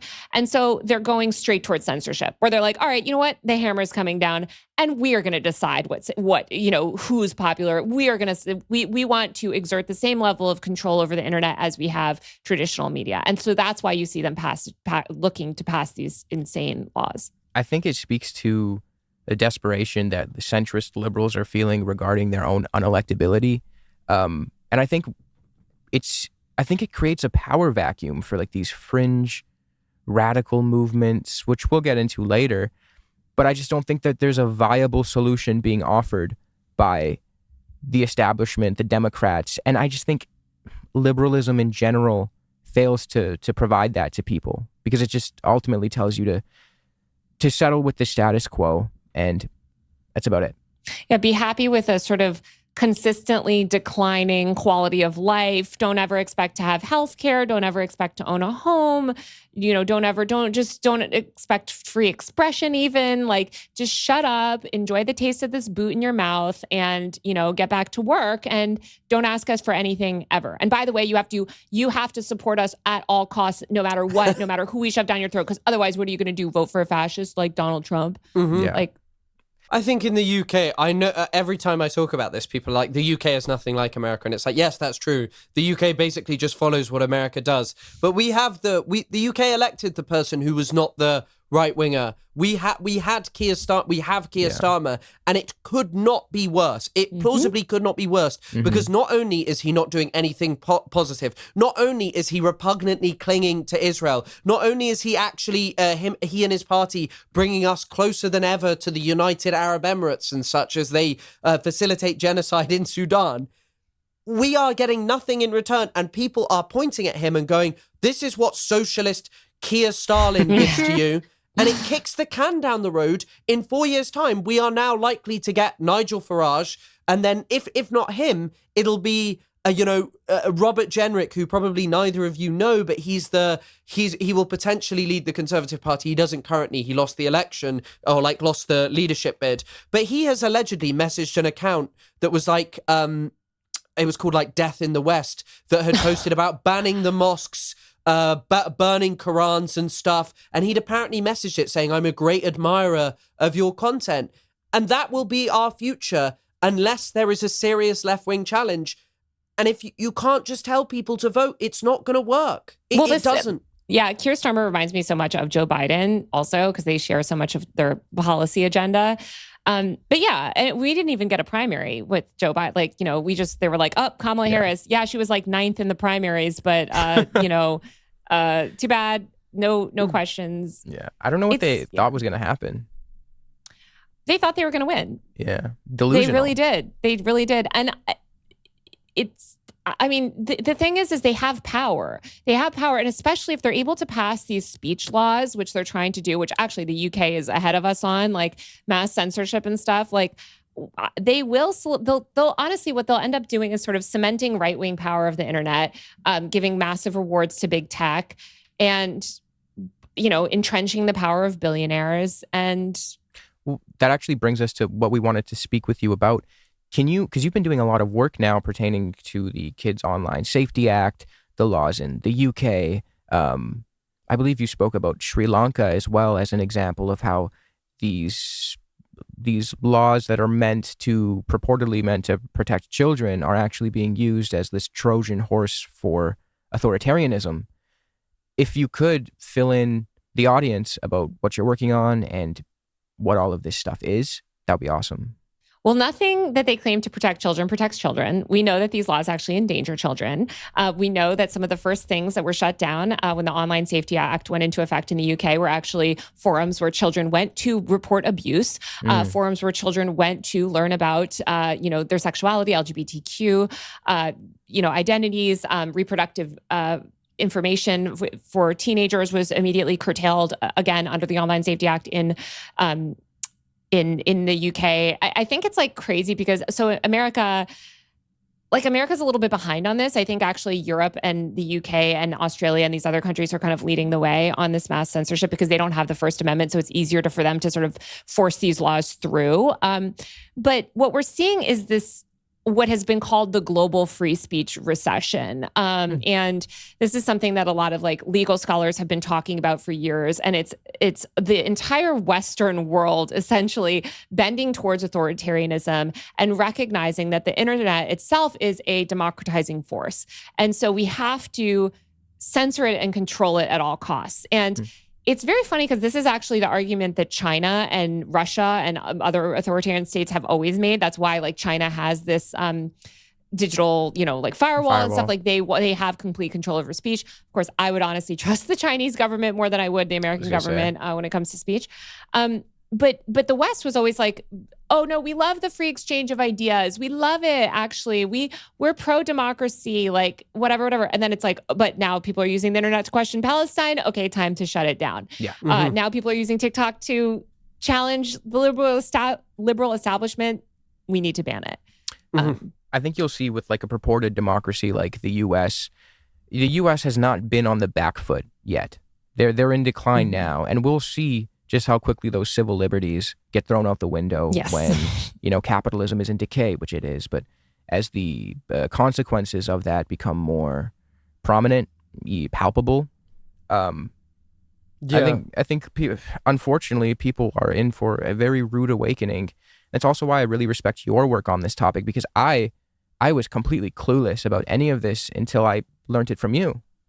A lot of leftists, I just want to say, don't pay attention to tech policy. And that's a huge mistake, because people on the right are obsessed with tech policy. Like people on the right, even just normie right-wing people, like they were very early to talk about actually like things like shadow banning, online censorship, all these things that unfortunately got coded as like right-wing issues because the right was the only one talking about them on the internet. And the left completely dropped the ball. And now even today, leftists just don't pay attention to tech laws. It's really interesting as well, because one of the things I've heard maybe a UK leftist talk about is the concept of debanking. Yes. That first happened to Nigel Farage. So most people were like, I don't like him. I don't really care. But it didn't act. He was just sort of the first prominent individual. And it's now actually, I think it's happened to a multitude of individuals involved with charities. And that is like an incredibly troubling thing when your bank account is taken away, when you lose access to any financial stuff, especially in societies that are increasingly cashless. You are pretty much screwed, and you can't, especially if you're someone who's online, you can't receive any remuneration for that.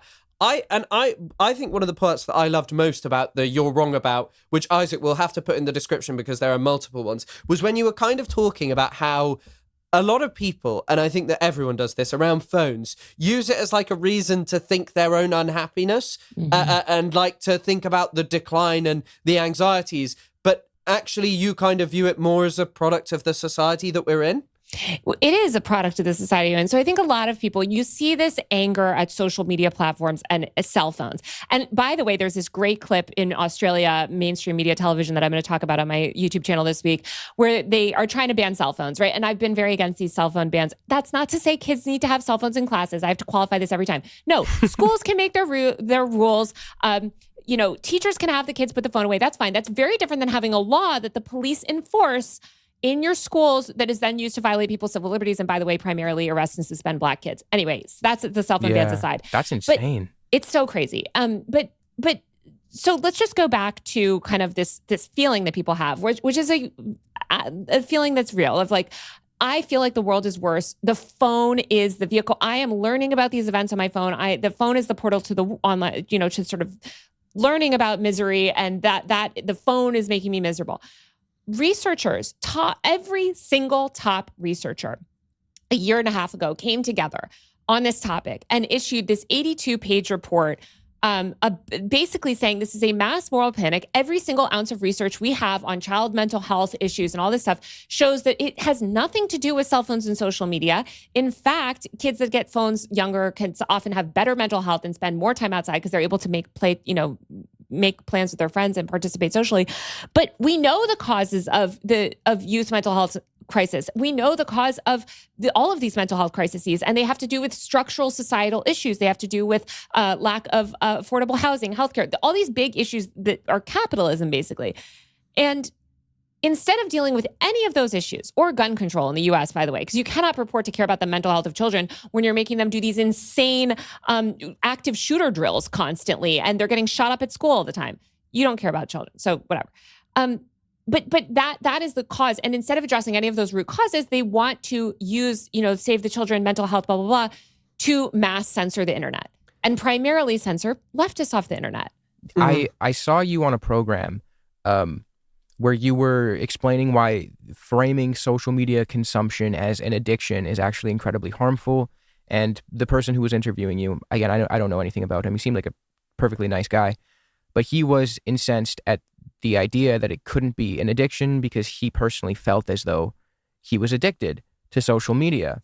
And your your line of argument made a lot of sense to me, and forgive me if I'm mischaracterizing it, but it was something along the lines of treating it as an addiction and stigmatizing it with such a heavy label, as opposed to just understanding that it's like any other habit that needs moderation and to be engaged with in a responsible fashion is a lot more harmful and opens up the doors for these authoritarian censorship laws. Yeah. So basically, we have science on this. There's a great report from Caltech, these two researchers in Caltech that came out just a couple of weeks ago. I had one of the researchers on my channel.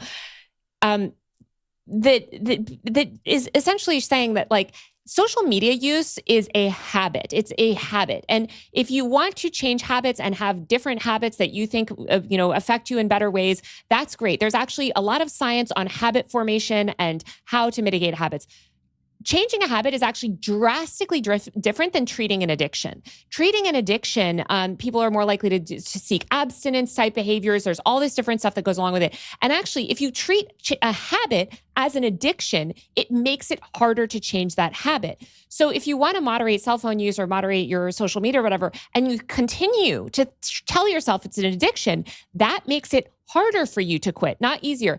And this framing of addiction and and I have another video that I'm going to re-upload because it got censored off my channel because I used the wrong words on the history of moral panics and this nonsense stuff. But the idea of media addiction generally is discredited science. So, we've seen this idea of novels being addicted, and children are addicted to novels and it's changing their minds. Children are addicted to comic books and that's why we need to regulate it. Children are addicted to music. I mean, think of it. I tell people when you read this stuff about social media, think of something like Spotify, which is very similar to social media. You can make all the same arguments.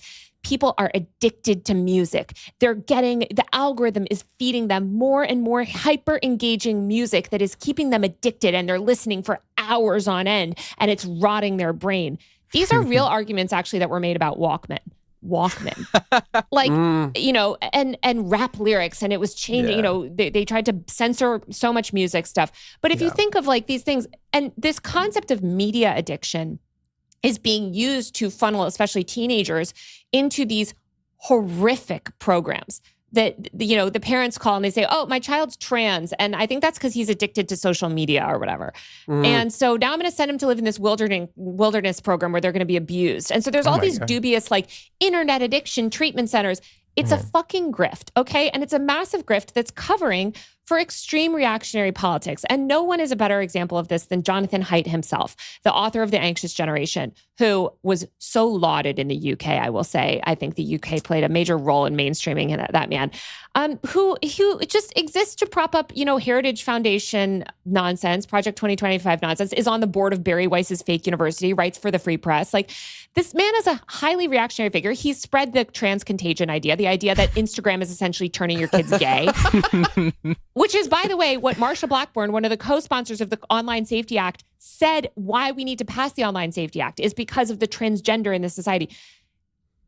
If you actually believe social media companies are evil and harmful, and I actually do believe that. I think these are horrible, capitalistic, monopolistic, evil companies. Yeah.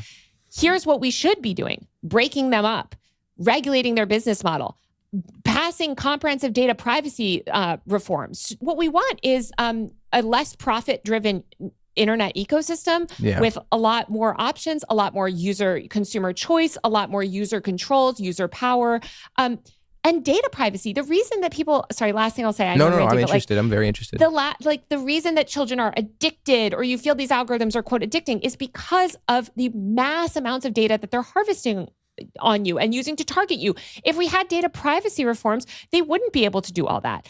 And now, by the way, instead they're trying to pass the Online Safety Act, our version of the UK's Online Safety Act and all this stuff, that actually mandates that these companies collect even more data, that they start harvesting biometric data on children. And also, all these laws only entrench the power of the biggest, most powerful tech companies. So stop buying into this moral panic. It's horrible. And so many people on the left do. I really didn't want to derail the conversation, but when you mentioned comic books, I couldn't believe that the major moral panic, I mean, obviously there was probably other parts, but that you mentioned was that they were like, oh, Batman and Robin are promoting gay ideology, right? And I mean, even the craziest part is even do you remember, I mean, of course we all remember, directly in the wake of Charlie Kirk being shot, there was like all of this stuff about Discord maybe being responsible and the group chats he was in, and maybe that the shooter was playing like furry porn games on Steam. And there are actually some pretty crazy things you can play on Steam, in my understanding, like some pretty like sexually violent games and like fantasies that are probably a bit like, well, no, not probably, just a straight up not appropriate things to people to be, you know, playing at any age, really. But either way, this kind of like moral panic, and I like that of contextualizing it, of like kind of how ridiculous these historic moral panics are, and that it is a way to not actually confront that there are a lot of traumatic things that are far more important to young people than fucking social media addiction. Like, and also, like, I just want to say, in terms of like cognitive abilities and all the things that you talk about, once again, we are in the 6th year of the COVID pandemic. COVID is still ravaging children. We know that schools are the primary vector of disease. Long COVID is now the #1 chronic illness among children. I just bring this up as one example of so many. If you actually care about children's minds and their cognitive abilities and their health, et cetera, why are you taking all the money that was allocated towards upgrading school ventilation and giving it to the police? Why aren't you advocating for airborne disease control? Why aren't you doing any of these things? School shootings are another example. There's an endless amount of array of things that you can say, hey, here's material harm that we have documented scientific proof is harming children. Why don't you fix any of these things? No, we want to actually go ban cell phones instead so that kids can't talk about it. In the UK as well, you know, I can understand teachers talking about phones in classrooms and that being an issue. However, simultaneously, there was like sort of a scandal in the UK a couple of years ago that loads of schools had crumbly concrete in their classrooms, that the school buildings might collapse. But I couldn't find the report I read years ago. But what it said was that the amount of panic that created, that wasn't even the main issue that was like affecting kids' education. Things like overcrowded classrooms, poor ventilation, like really just old buildings are having negative effects on a kid in a classroom, probably more than a phone is. But obviously fixing that is kind of asking a question about how the government spends its money, how much more education needs to be funded, which is actually, by the way, a huge economic problem in this country, that we have a very low rate in comparison to, say, Germany or France, of people who pursue education beyond 18, because probably in part negative experiences in schools, but that's never going to get addressed because we're banning things. And of course, there are positives, like I think probably limiting pornography for very young kids is good. However, simultaneously, at the same time, Reddit's being, you know, made 18 plus, all of a sudden having to give my ID to use Reddit. This is why. Normal. This is, sorry I could like literally rant about this for hours, and I do on my own channel, but this is why I think it's so important to defend things that you probably find indefensible. So porn, right now I just posted this video, I think you guys were talking about it before, about like actually this legal defense that I saw that 4chan and Kiwi Farms and these other smaller platforms have launched against the UK government. They don't start by censoring like the mainstream stuff. Now they have, actually, because they got OSA passed in the UK. So they're like, okay, great, Reddit is censored, all these things are censored. But what the way censorship works is they say, we want to protect children from the most harmful things, right? So we can all agree that they shouldn't see quote unquote adult content. And what you and I consider adult content is, like hardcore, violent pornography or something probably. But what the government is considering adult content is any information about war crimes, any information about Israel, any information about really LGBTQ, anything that they don't want people talking about. And so that's why we need to fight for free expression, and we need to fight for more user control over the internet. We need to put the hands back in the power of users and give users a lot more control over their online experience, and that will give parents a lot more control over their children's online experiences. But children also have a right to receive information, which I think a lot of people have forgotten. Like, you as a 16-year-old, you do have the right to receive certain information. I think a lot of people think that, a teenager shouldn't be allowed to read any book that their parents don't approve of. And what I would say to that is that there's a lot of really bad and reactionary parents out there. Yeah, of course.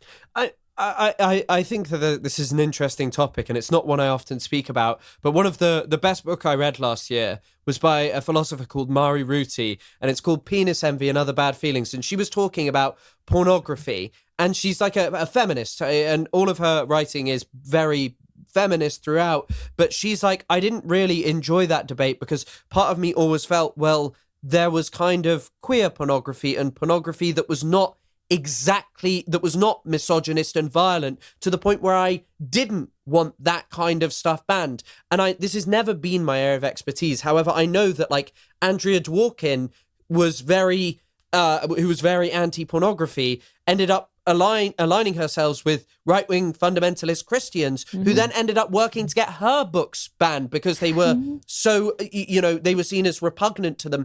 And I guess it's kind of this worrying feeling of, I may be happy with some of the things happening, but this is just going to come back to bite us because it's not being done with good intentions. It's just a way of defending more horrifying things that they're pursuing. And we know we can see these effects in real time. Like, I think what's so scary, especially what the US is doing now, is like, we see what's happening in the UK. We see what's happening. And not only that, we see what happens in countries like the UAE or these even more extreme authoritarian countries. We know what those speech laws look like. We know what those restrictions look like. And they're not pro-democracy. It's not going to be good for you. So don't align yourself with reaction. If you find yourself on the same side as the Heritage Foundation, on these things, and you are suddenly like, well, I think actually this stuff about regulating social media and Project 2025 is good. No, it's not. Like, again, we want to regulate social media in ways that matter. We want to break up big tech. We want to challenge power. We want to, frankly, challenge capitalism and build a less profit-driven internet. But we can't do that if we pass mass censorship. Yeah. And I think going back to your video, in it, you speak about how the people at the forefront of this battle, or the sites at the forefront, are unlikely bedfellows, like 4chan. Who were the other ones? Kiwi Farms, Gab, and then this other horrible forum that I think it's like a suicide forum or something. It's men's mental health, but it's like men's mental health means like pretty bad MRA stuff. Yeah. Yeah, I think it's exactly. And again, I just want to say, like, these are vile places on the internet. But and the precedent. They set this precedent. They use these people as example because, again, no one wants to be on the record defending this, just the way that no one wants to be on the record saying, yes, I think a 16-year-old should have access to violent porn or something, right? Like, no one wants to say these things.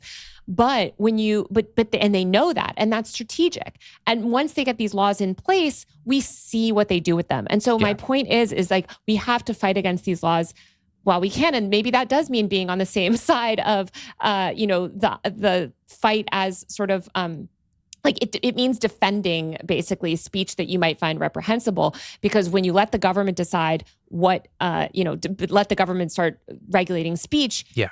They're going to regulate leftists. Yeah. Like, guys, absolutely. Who do you think they're going to regulate? They're going to go come for us first, probably, after these crazy We know people. that is exactly how it plays out in countries where this has already happened. Yeah.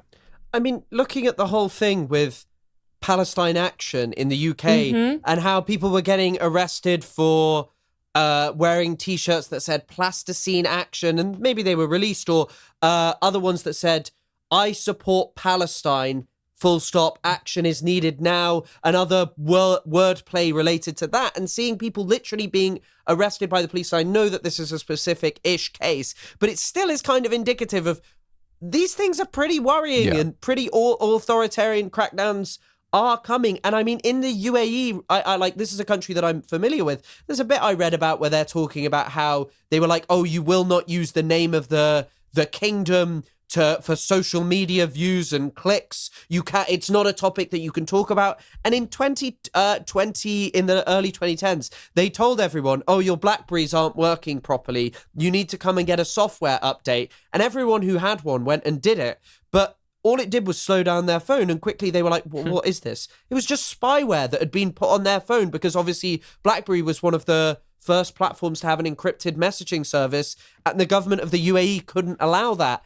And it's kind of like these things, these things are being emulated by our governments who worship the Emirates, who worship AI, who think that they're brilliant. Like, the Reform Party in the UK say that the UK needs to become like Dubai to go forward. And it's like, this is terrifying. No, also, I know. And the EU is trying to break encryption as well with chat control, which is terrifying. And we cannot fall victim to these moral panics. I know these people, these leftists that are like, they are so stupid. I'm sorry to call them stupid, but you are stupid if you're believing this at this point. They really are like, we need to crack down on big tech. We need to regulate social media. again, not like this, you idiot. You're supporting, like, it's just like, are you falling for the dumbest? Like, it's like the Patriot Act. You know what I mean? Yeah. People being like, oh yeah, well, you should support the Patriot Act because what are you, not a patriot or something? Like, they give these laws, the Child Safety, the Screen Act, the Parents Over Platforms Act, all this nonsense, because they know who wants to be against the Parents Over Platforms Act. You sound terrible. Okay, well, it's a censorship bill. It's going to require you to scan your face every time you do a Google search. That's mass surveillance. And by the way, you know who this is going to be these leftists that claim to be against big tech that support this stuff. You know who's the biggest beneficiary of this mass surveillance state is Peter Thiel. You know who runs the number one, who funded the number one third-party age verification tool that's used by all these platforms? Peter Thiel. So just like, and we're seeing, by the way the Department of Homeland Security and the government is intertwined with this mass surveillance machine. And places like the UAE, which have intertwined their surveillance apparatus with their government and all this stuff, like, we should be against that. And somehow it is so difficult to get anybody on the left to care about technology policy. And it's like, guys, the internet is the most powerful organizing tool of our time, and we're about to lose it. So in my mind, it's like almost nothing else matters. Like, why are you not talking about this 24/7? I mean, the things that are... there was something that I really wanted to say, but sorry. it slipped my mind. No, not at all. I just think it's truly unbelievable. But the only thing I guess I diverge from you a little bit on is I'm already of the opinion that the internet is so heavily censored. Like, I think that I think it's bad. I think it's definitely objectively bad. But like, straight after October the 7th, it felt as if there was a small opening around Palestine. And increasingly, it feels like that door has been closed without these kind of like hyper-aggressive policies, if you know what I what I mean. Wait, I don't think we disagree. I think the internet is incredibly censored. I think it's getting more and more censored every year, and that's a problem. I'm saying like, I think we need to get it less censored, but we're about to pour gasoline on a fire, right? We're about to like completely lose.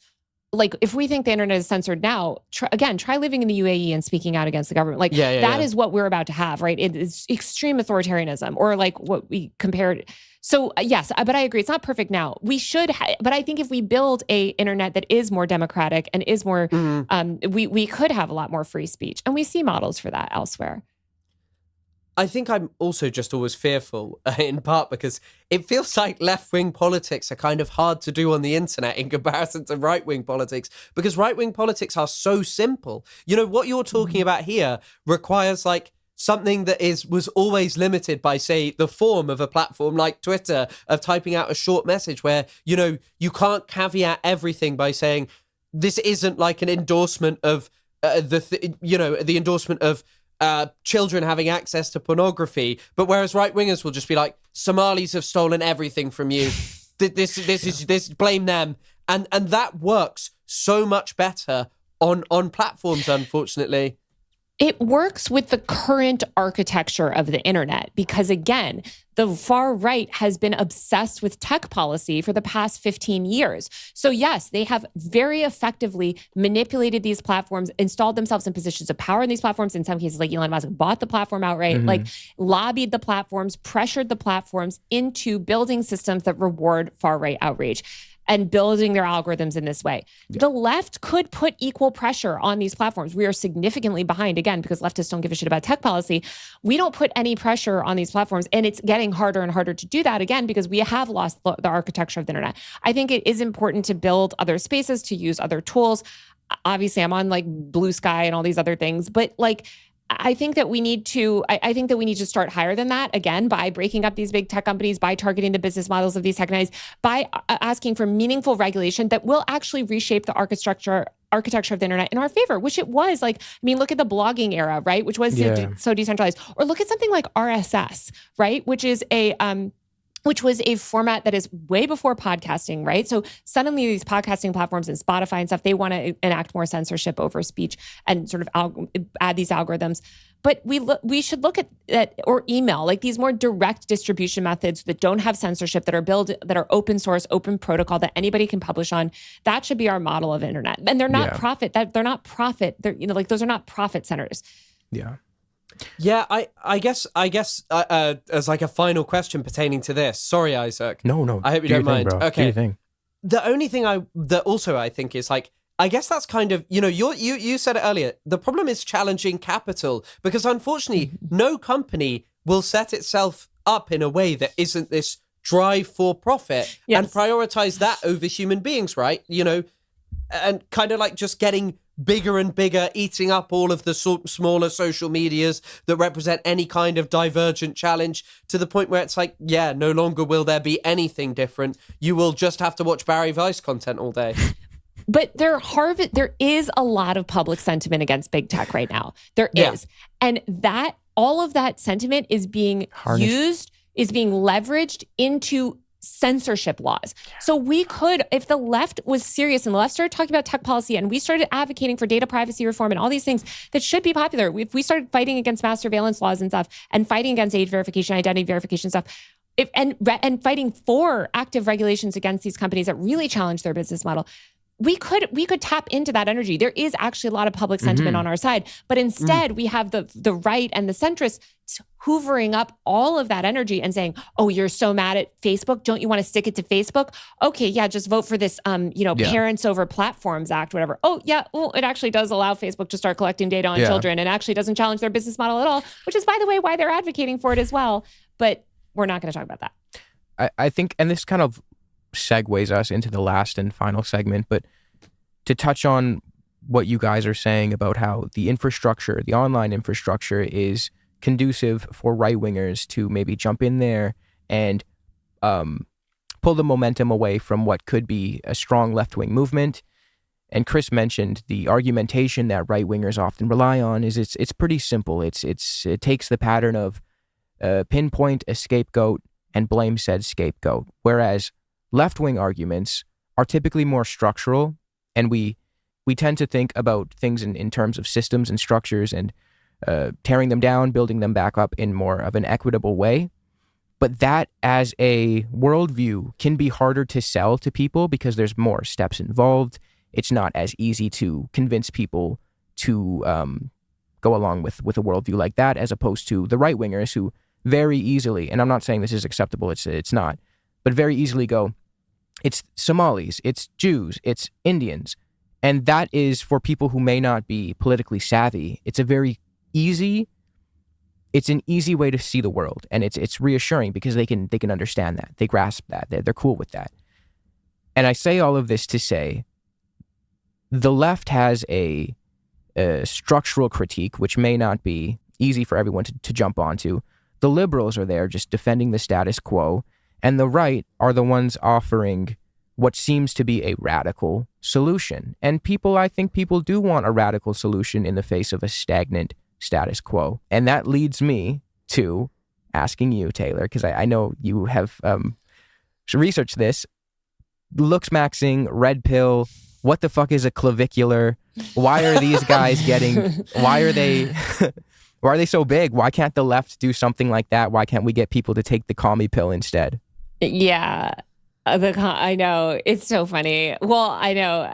I mean, Clavicular doesn't even give a shit. Did you see when he gets asked about Palestine? I'm actually genuinely curious. I don't know what this guy is, what his deal is. I really want to know what he says about Palestine. Sorry to interrupt. What did he say about Palestine? He doesn't know what it is. So basically somebody's like, yo, Israel, Palestine, Israel. He's like, I don't care about any of that. He's like, I only care about ascending my looks and this. And he goes, is Palestine going to help me mog? I don't think so.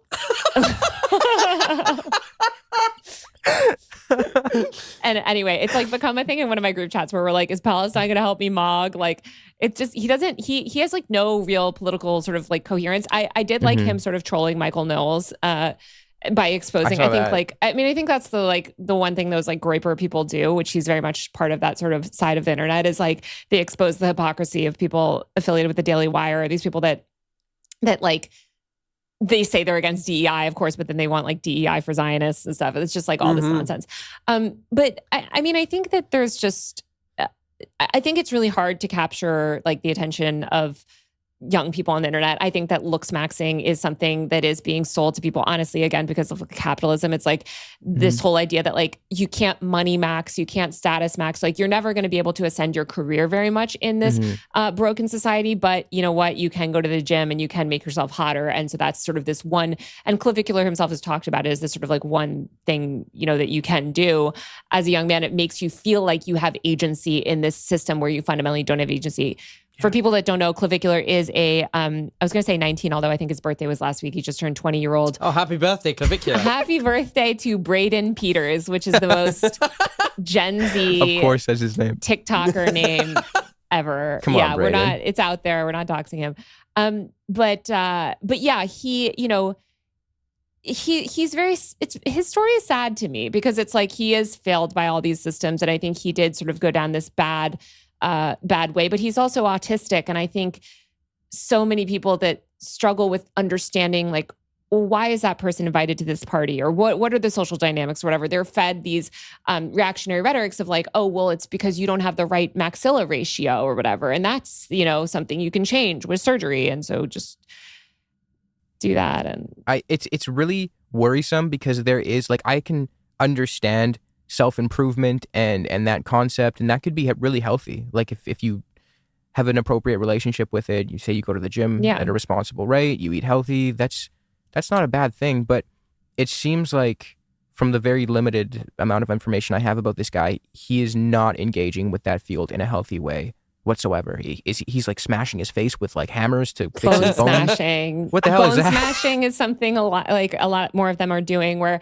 they take a hammer or a hard object and they smash their cheekbones repeatedly to cause micro fractures, which then will, you know, cause your cheekbones to be more pronounced. He talked about taking methamphetamines. He's talked about, starting steroids when he was 14 years old. A lot of things.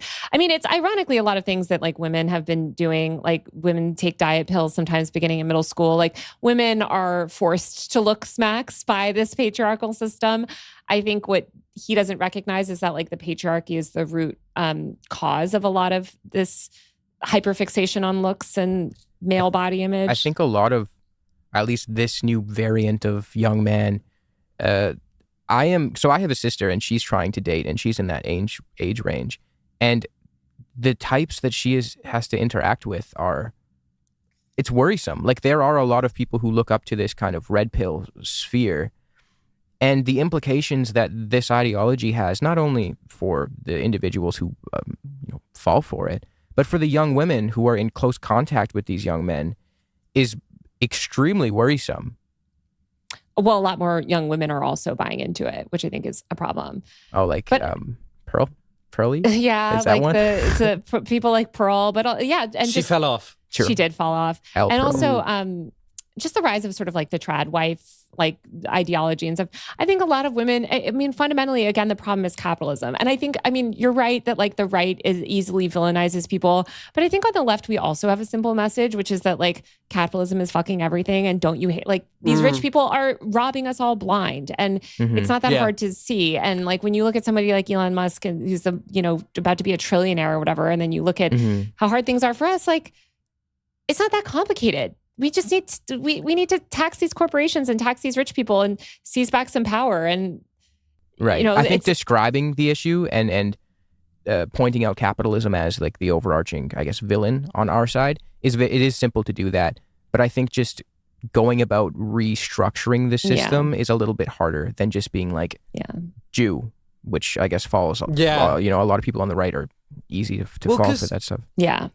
I guess. I mean, I guess the easier we were speaking about this before you came on, Taylor. The thing about capitalism is there isn't like one leader of it. It's not like the age of empire where you knew that it was a king and there was like a kind of like an assuredness in that you, if you fought and died for it, you died for the king, you died for the extension of the empire. Now when someone gets, blown up by an IED in Afghanistan, they don't really know why they died or who they died for. And maybe in part it's BP's bottom line, but it's also the political line of what the Americans need to maintain their position. However, what I thought is really interesting, because once again, not a topic that I'm an expert on, but I have spoken to someone about this.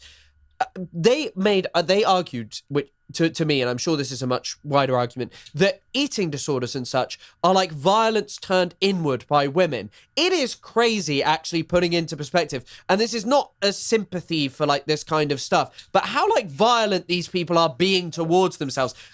There must be consequences of smashing yourself in the face with a hammer.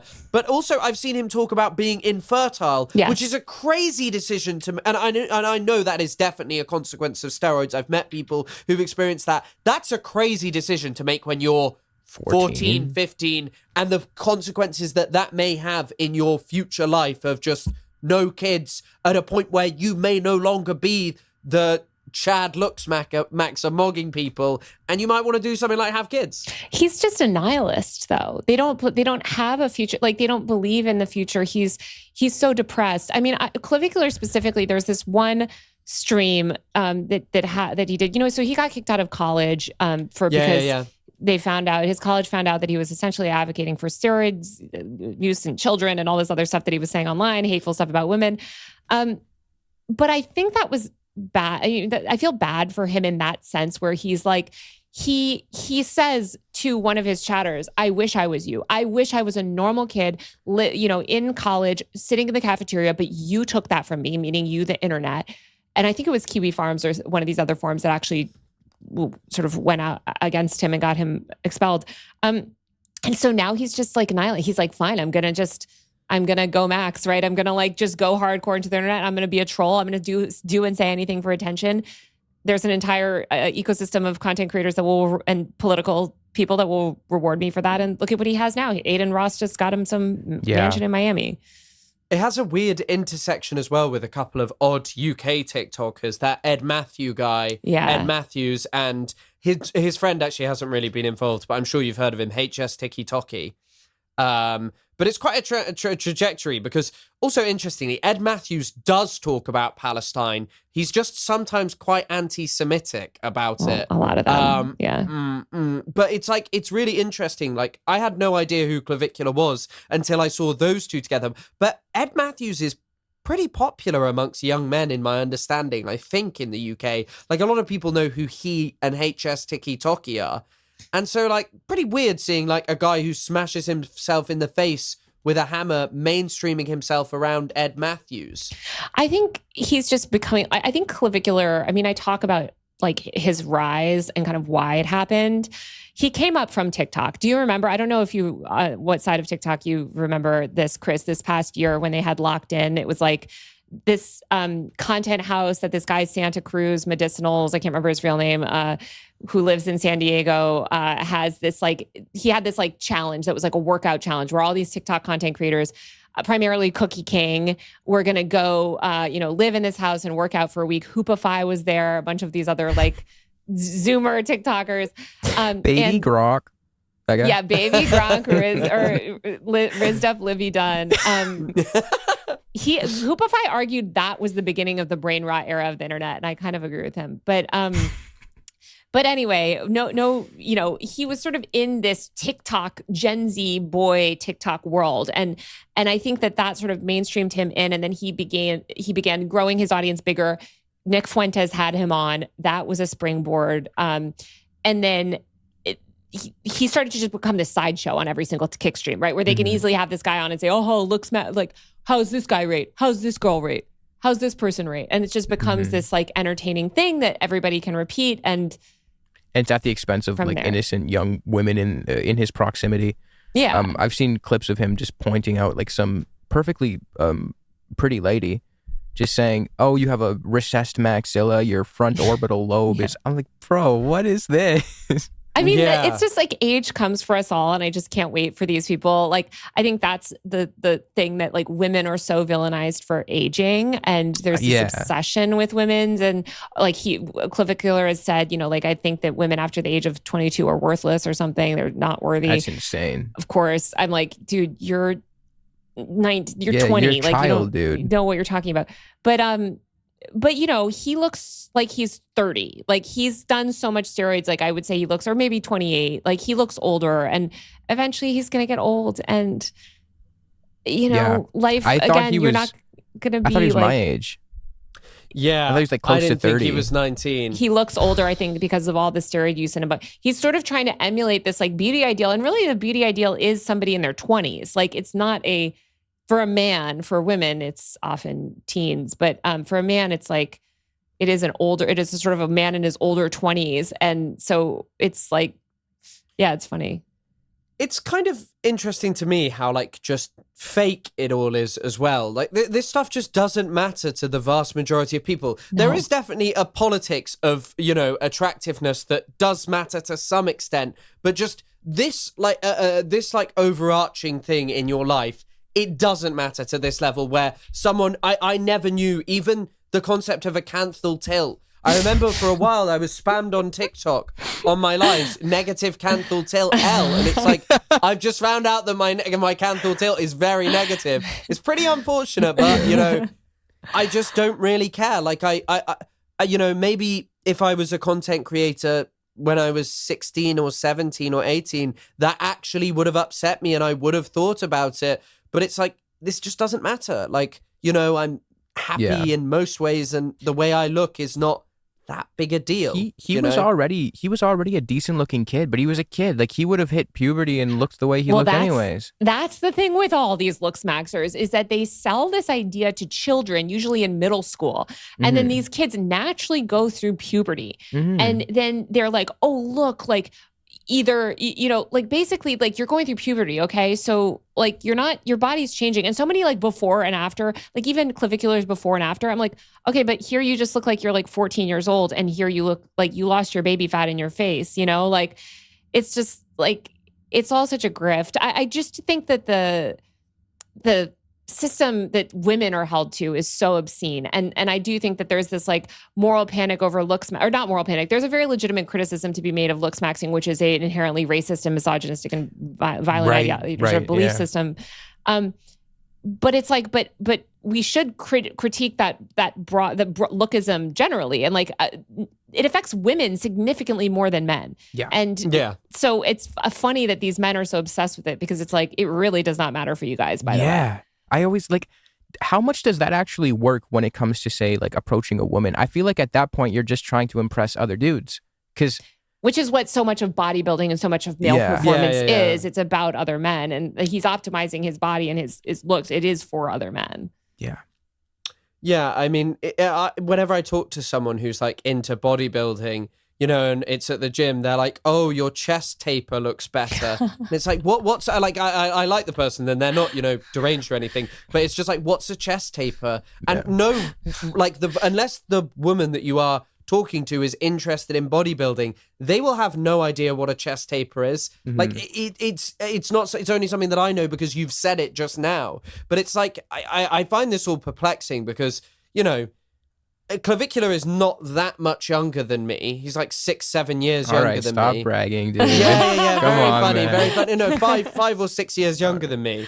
And yet this world feels so different. Like, sure, I can, and I think that people pretend a bit with that. Like, I could learn how to engage with it, but this kind of stuff wasn't going on when I was on the internet. There were definitely weird things going on, but this kind of like mainstream, someone hitting themselves in the face. I think ironically, this is just like 4chan culture, right? From like 10, 15 years ago, but it wasn't mainstream. And I think it's only becoming mainstream now, in part because of the novelty of it. Because I think so much of it is due to streaming and also just I mean, nobody has been Looksmaxxing more than like Kim Kardashian, again, of all these women. Like, I think it's just sort of like social media obsession and all the plastic surgery that women get and stuff. It's sort of just finally reaching men as well. And there's just these broader trends towards like self-optimization, like the Brian Johnson stuff. But why then is it so heavily married with right-wing politics? Because it's about eugenics and it's about racism and it's about, he talks about how like black people don't have ideal features or something. I saw him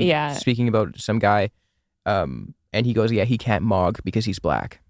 Yeah, they believe that, because it's like this European beauty ideal. And so much of it is eugenics. And by the way, we have seen a massive increase in eugenics in recent years since the start of the pandemic, which is ironically also what we saw with the rise of the 1920 flu pandemic, which was very different than COVID and actually ended after a couple of years. But like, I think that fascism and eugenics and all these ideologies are very intertwined with each other. Mm-hmm.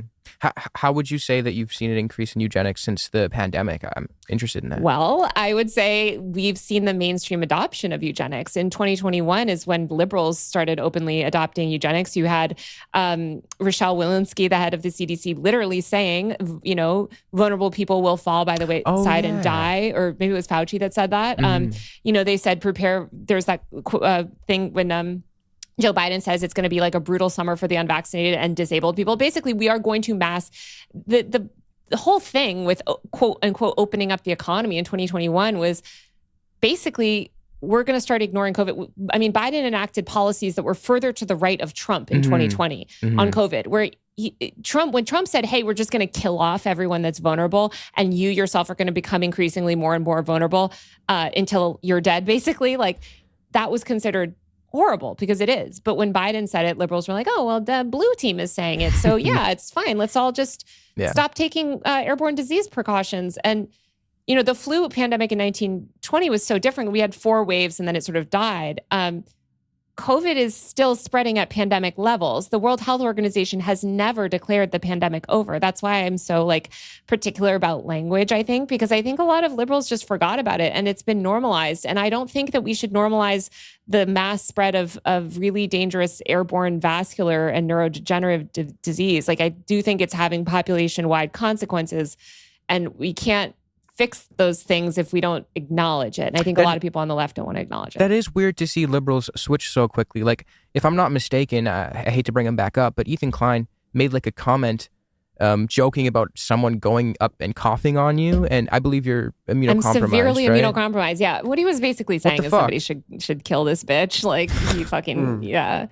But yeah, that's like the behavior that these liberals were so against MAGA people doing in 2020. Yeah. But now liberals believe it is totally acceptable. And they also believe that it's not their responsibility. You know, when they go to the grocery store and they don't want to wear a mask and they just want to cough all over the cashier or breathe, really, because you don't have to cough to spread disease. You just breathe.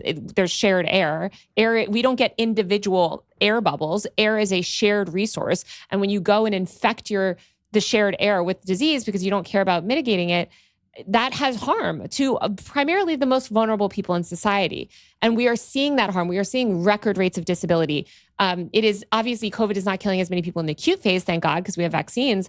But vaccines don't stop transmission. Unfortunately, our current vaccines, we could potentially have vaccines that stop transmission if we invested in that type of thing. But no liberals or leftists are interested in advocating for any of that. They're not interested in advocating for any sort of disease mitigation. Do you think it's also in part like a problem of the societies in which we live, of just kind of telling you, go back to work, and also it's something I feel that... And lying to them and saying it's fine to get COVID 20 times. Yeah, people are dying, but those are vulnerable people. Never mind, they reclassified vulnerable people to mean anybody that got COVID once. So everybody. But I think for me as well, something that I've never, ever been able to get over is something of like, I guess it's a mindset that was maybe inculcated into me at school is, are you really ill enough not to be doing this thing? Same with work. I mean, obviously, of course at work. You kind of have this feeling, am I really ill enough to not do this? When realistically, if you just stayed at home, it would reduce the transmission of it so much. But so often you want to be around because, I mean, I had something last year, which I don't know what it was a year ago, but it was so severe. I mean, I tested, came back negative every time, but I didn't recover from it for maybe 6 months. And maybe it was because I'd been smoking heavily, but like I couldn't really walk anywhere without coughing to the point of being sick. And it was like, I couldn't really, when I was at a protest, right, I couldn't, like for a long time afterwards, I couldn't shout without coughing. And I still can't to some extent. Like, I feel like my cough is just categorically worse. I don't know what caused it. But that whole time I was like, you know, trying to get some support off the university. Like, hey, I'm really sick and I'm struggling with walking. Can I no longer think I'm infectious because it's like the after effects. can I drive my car? And the guy just into university because we weren't allowed to, just ignored my phone call. But this is why we need people on the left to care about disability politics. Because it's like you're forcing people back to work. You know who's forced back to work more than anything else is service workers, hospital workers, these workers. And I also think stay home when you're sick, but the COVID's most infectious phase is before you feel symptoms. So you don't know when you're sick. And I know none of these people are testing. I know most people are, I'm testing all the time because I'm immunocompromised, but most people are not testing. So if you're not testing regularly, just wear a fucking mask. We should normalize it. They're completely normalized in Asia and other parts of the world that do not have the same disease burden that we do. We could upgrade ventilation. We could encourage people to wear masks in places like the subway and other places, and fix schools, which are, again, the primary vector of spread. We could do all these things and have a way healthier society and not be generating endless miserable variants that then go spread to Palestine and these other vulnerable places in the world that kill people. We could do all that, but people on the left would have to acknowledge that disabled people are not being, are not having their needs met, and they don't want to do that because, I don't know. I think they've internalized their own sort of eugenic beliefs.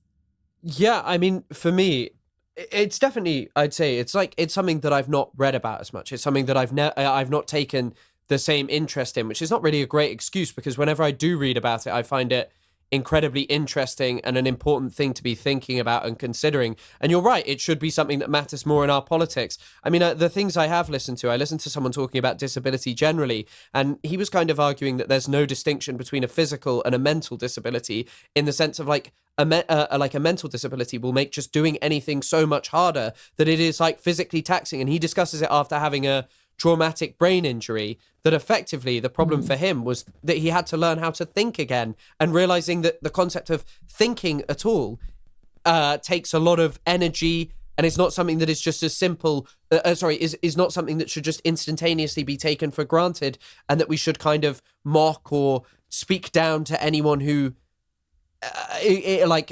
anyone who wants to change these kind of things, or wants to, make that a major part of their politics, because when at a time when most people aren't really interested in it. Yeah.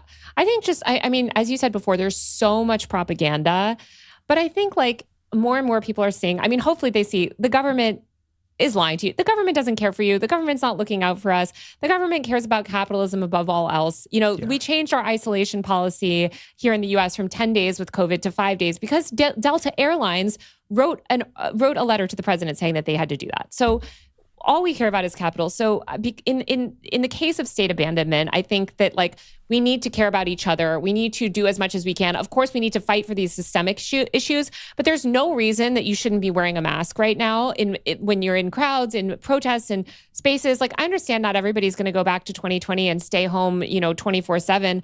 Although I will note that is what they have relegated disabled and immunocompromised people to doing. Mm-hmm. So when you talk about, it could affect my mental health, how the hell do you think these immunocompromised and disabled people feel who have had to still isolate and live like 2020 for 6 years? Okay, you don't care about them, but at least just do what you can. Even if it's not the central issue that you care about, okay, fine. But just do what you can. Try to actively not harm others. It's not that hard to wear a mask. Again, people in Japan managed to do it somehow. I'm sure you can manage to wear a mask on the subway. And by the way, you're going to be happier for it. You're not going to be as sick. And COVID, one COVID infection can permanently damage your immune system forever, to the point that other diseases cause significantly more bodily harm. So why wouldn't you want to protect yourself from that? Yeah. Actually, funnily enough, because I will say this has been a blind spot of mine. It's huge Isaac L. I'm not very well versed on this. But actually I've been having some sicknesses lately, and I went to the doctor and they told me that I have long COVID. And I was like, oh, I mean, again, huge L. But I was like, that's real? Okay. Like, yeah, it absolutely is real, you idiot. I was like, oh, all right.